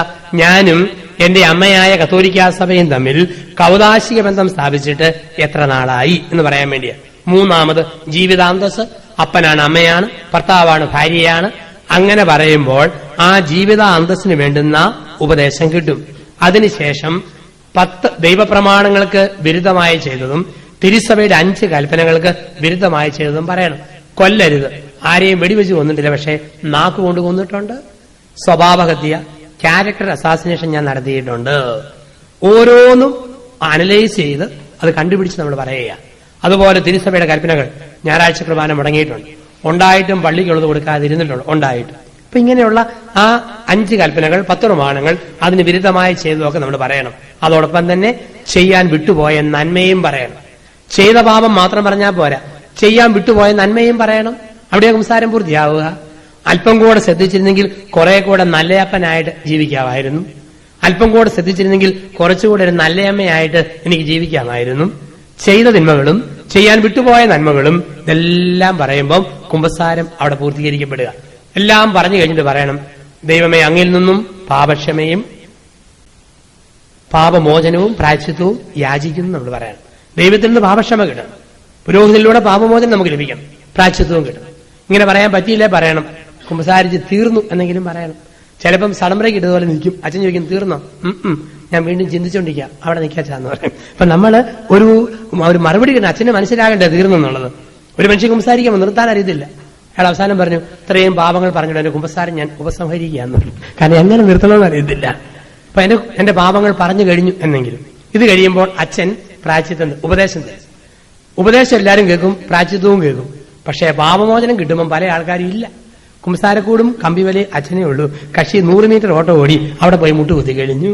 പലപ്പോഴും പുറത്തു വരുമ്പോൾ കാണുന്നൊരു കാഴ്ചയാണ്. അപ്പൊ കുമ്പസാരത്തിന് സമാധാനമായിട്ട് പോവുക എന്നുള്ള ഒരു സിഗ്നൽ, ഒരു സ്വരം അച്ഛനിൽ നിന്ന് കേട്ടതിന് ശേഷം മാത്രമേ നമ്മൾ പോകാവൂ. ഇനി പ്രായശ്ചിത്തം. പ്രായശ്ചിത്തം എന്താ? ഒരാൾ 500 രൂപ അനാവശ്യമായിട്ട് കയ്യിലെടുത്തു. എന്താ പ്രായശ്ചിത്തം? സംഖ്യ 5 പ്രകാരം 500 രൂപയും എടുത്തതിന്റെ 10-1 കൂടെ കൊടുക്കുമ്പോഴാണ് പ്രായശ്ചിത്തം. 550 നമ്മൾ കൊടുക്കുമ്പം പ്രായശ്ചിത്തമായി. അതിനുശേഷം ഒരു പ്രതീകാത്മകമായ പ്രായശ്ചിത്തമാണ്. 5 സ്വർഗസ്നായ പിതാവും, 5 നന്മ നിറഞ്ഞവരെയും, 5 ദൃഢസ്തുതിയും. ചില ആൾക്കാർ അത് ചെല്ലും, അതാ പ്രായശ്ചിത്തം എന്നും പറഞ്ഞ് 500 കഷ്ടത്തിലും കട്ടവൻ സ്വർഗത്തിലും. അങ്ങനെ സംസാരം ശരിയാകുന്നത്. അപ്പൊ ചെയ്ത തെറ്റിന് ആനുപാതികമായ പ്രായശ്ചിത്തം. പ്രായശ്ചിത്തം എന്ന് പറയുന്നത് തുടർന്നുള്ള ജീവിതമാണ്. കുമ്പസാരത്തിൽ കേൾക്കുന്നതിന്റെ ബാക്കിയല്ല, തുടർന്നുള്ള ജീവിതത്തെയാണ് നമ്മൾ പ്രായശ്ചിത്തം, പരിഹാരം എന്നൊക്കെ നമ്മൾ പറയുക. ഇനി അവസാനമായിട്ട് കുമ്പസാരിക്കുന്ന കാര്യം, കുമ്പസാരിക്കുന്ന നിങ്ങൾക്കും കേൾക്കുന്ന അച്ഛനും വ്യക്തമാകണം. എങ്കിലേ കുമ്പസാരം പൂർണ്ണമാകത്തുള്ളൂ. ചെല്ലു വന്ന് കുമ്പസാരിക്കുക, എന്താ പറയുന്നതെന്ന് ഒരു പിടിയില്ല. അച്ഛാ ഞമണമണം മണമണ മണമണ ഞണമണ മണമണ മണമണ മണമണ ഇത്രയും മാത്രം തിരിയും. പറയുന്നത് വ്യക്തമായിട്ട് തെളിച്ചു പറയണം, എങ്കിലും കുംസാരം പൂർത്തിയാവും. തന്നെയുമല്ല, മനസ്സിലാകുന്ന ഭാഷയെ പറയണം. ഏതെങ്കിലും ഒരു നാട്യശൈലി കൊണ്ട് കുംസാരത്തിൽ പറഞ്ഞേക്ക് എല്ലാവർക്കും വ്യക്തമാകുന്ന കാര്യം പറയണം. കോട്ടയംകാരൻ അച്ഛൻ ബെൽത്തങ്ങാടി ഭാഗത്ത് ഒരു ദിവസം കുംസാരിപ്പിക്കാൻ മേടിച്ചു. പള്ളി നിറച്ച് ആൾക്കാര്. അപ്പം അച്ഛൻ ഒരു മേഖലയുണ്ട്, പല അച്ഛന്മാരുണ്ട്. ഒരു 50 പേരുടെ കുംസാരത്തിന്റെ സെക്ഷൻ അച്ഛൻ. അപ്പൊ എല്ലാവരും 1:30 പള്ളി വന്നു. കുംസാരം എല്ലാം കഴിഞ്ഞ് 4:30 വരെ പള്ളിയിലിരിക്കണം. അത് കഴിഞ്ഞൊരു പൊതു രോഗശാന്തി ശുശ്രൂഷയുണ്ട്, പങ്കെടുക്കണം. അച്ഛൻ ചെന്നിങ്ങനെ ഇരുന്നു. ഒരാൾ വന്നിട്ട് ഒരു അച്ഛൻ മണ പറഞ്ഞു, കള്ളു കുടിച്ചു, വീടി പിടിക്കുന്ന സ്വഭാവമുണ്ട്, തെറി പറയാറുണ്ട്. ഇതിലൊക്കെ ഉപരിയായിട്ട് അച്ഛൻ ഞാൻ ഈ 5 വർഷമായി കുംസാരി, 5 വർഷത്തിനിടെ ഞാൻ 5 പ്രാവശ്യം പ്ലാവല പെറുക്കാൻ പോയിട്ടുണ്ട്. അച്ഛൻ പറഞ്ഞു, പ്ലാവലയോ? ഇതുവരെ കേൾക്കാത്തൊരു ഭാവം. അച്ഛൻ പറഞ്ഞു, തേക്കല, വാഴയില, ചേമ്പല ഒത്തിരി മുഴുത്തതല്ല, ചെറുതല്ലേ, ഒത്തിരി വീഴുമ്പം പെറുക്കിക്കോ, എന്നാലും വല്ലവരുടേതുമാ, സൂക്ഷിച്ചേ പെറുക്കാവുള്ളൂ. ഒത്തിരി ചക്കയൊക്കെ ഉള്ള സ്ഥലമല്ലേ, സാരമില്ല, ചെയ്തു പോയില്ല. അതുകൊണ്ട് 5 സ്വർഗസ്നായ പിതാവും, 5 നന്മ നിറഞ്ഞ മറിയും, 5 തൃത്വസ്ഥയും ചൊല്ലി കാഴ്ചവെക്കുക. വേറൊരുത്തം പറഞ്ഞ കള്ളച്ചന്ത, കരിങ്കടത്ത്, കരിഞ്ചന്ത, പൂഴ്ത്തുവയ്പ് ഇങ്ങനെ പലതും നടത്തി 8 പ്രാവശ്യം ഞാൻ പ്ലാല പെറുക്കാൻ പോയിട്ടുണ്ട്. അച്ഛൻ അവനോടും പറഞ്ഞു, തേക്കല, വാഴയില, ചേമ്പല മുഴുത്തതല്ല, ചെറുതല്ലേ, ഒത്തിരി വീഴുമ്പം പെറുക്കും, എന്നാലും പ്ലാലയാണേലും ശ്രദ്ധിച്ചേ പെറുക്കുക, വല്ലവരുടേതുമാ, ഇഷ്ടപ്പെട്ടില്ലേ കുഴപ്പമില്ല, ഏതായാലും 5 സ്വർഗസ്നായ പിതാവും, നന്മ നിറഞ്ഞ മറിയും, തൃത്വസ്ഥതി. 6-7 പേര് ഇങ്ങനെ ഒന്ന് പറഞ്ഞു. അവസാനത്തെ സമയമായപ്പോൾ ഒരു മനുഷ്യൻ സംസാരിക്കാൻ വരുന്നു. അവൻ പറയും, സംസാരിച്ചിട്ട് 18 വർഷമായി. അച്ഛാ, കരിഞ്ചന്ത, പൂഴ്ത്തുവയ്പ്, കള്ളുകൂടി, അങ്ങനെ ഇങ്ങനെ ഒത്തിരി നടന്നിട്ടുണ്ട്, കുംസാരിച്ചിട്ട് ഒത്തിരി നാടുമായി. അടുത്തയിടെ കുംസാരിക്കണം തോന്നലുണ്ടായി. ഇപ്പോഴാണ് അച്ഛനെ ഒത്തുകിട്ടിയത്. എന്റെ അച്ഛ, എന്റെ ഏറ്റവും വലിയ ദുഃഖം, ഞാൻ ചുരുങ്ങിയത് 10 പ്രാവശ്യമെങ്കിലും ഞാൻ പ്ലാല പെറുക്കാൻ പോയിട്ടുണ്ട്. അച്ഛനടുത്ത് പറഞ്ഞു, ഞാൻ ഇവിടെ ഒത്തിരി പ്ലാവും തോട്ടമുള്ള സ്ഥലമാണ്. അച്ഛന് പിടികിട്ടിയില്ല. അവൻ ചോദിച്ചു, ഇതന്നെ ഒത്തിരി പേര് ഇതിന് പോകുന്നുണ്ട്, എന്നാ മോനെ അർത്ഥമെന്ന് ചോദിച്ചു. അയ്യോ, അച്ഛൻ അറിയത്തില്ലേ, വ്യഭിചാരം ചെയ്യാൻ പോണതിന് ഞങ്ങൾ പറയുന്ന വാക്കാ പ്ലാവല പെറുക്കാൻ പോയിട്ടുണ്ട്, ഇതാണ് ഇവിടുത്തെ ശൈലി. അച്ഛനോർത്ത്, ദൈവമേ, കൊടുത്ത പ്രായശ്ചിത്തം എന്താ? തേക്കല, വാഴയില, ചേമ്പല മുഴുത്തതല്ല, ചെറുതല്ലേ, ഒത്തിരി വീഴുമ്പം പെറുക്കിക്കും, എന്നാലും വല്ലവരുടെ സൂക്ഷിച്ചേ പെറുക്കാവുള്ളൂ, ഇതാ കൊടുത്തിരിക്കുന്ന പ്രായശ്ചിത്തം. അച്ഛൻ ഊറാലി ഊരി കുംസാരക്കൂടിന് ആണിയെ കൊടുത്തിട്ട് വെറുതെ എന്റെ അടുത്ത് കുംസാരിച്ചോട് കുംസാരം ഒന്നും പൂർത്തിയായിട്ടില്ല, ആ പ്ലാല പെറുക്കാൻ പോയാൽ മരല്ല ഒന്നുകൂടെ വന്നിട്ട്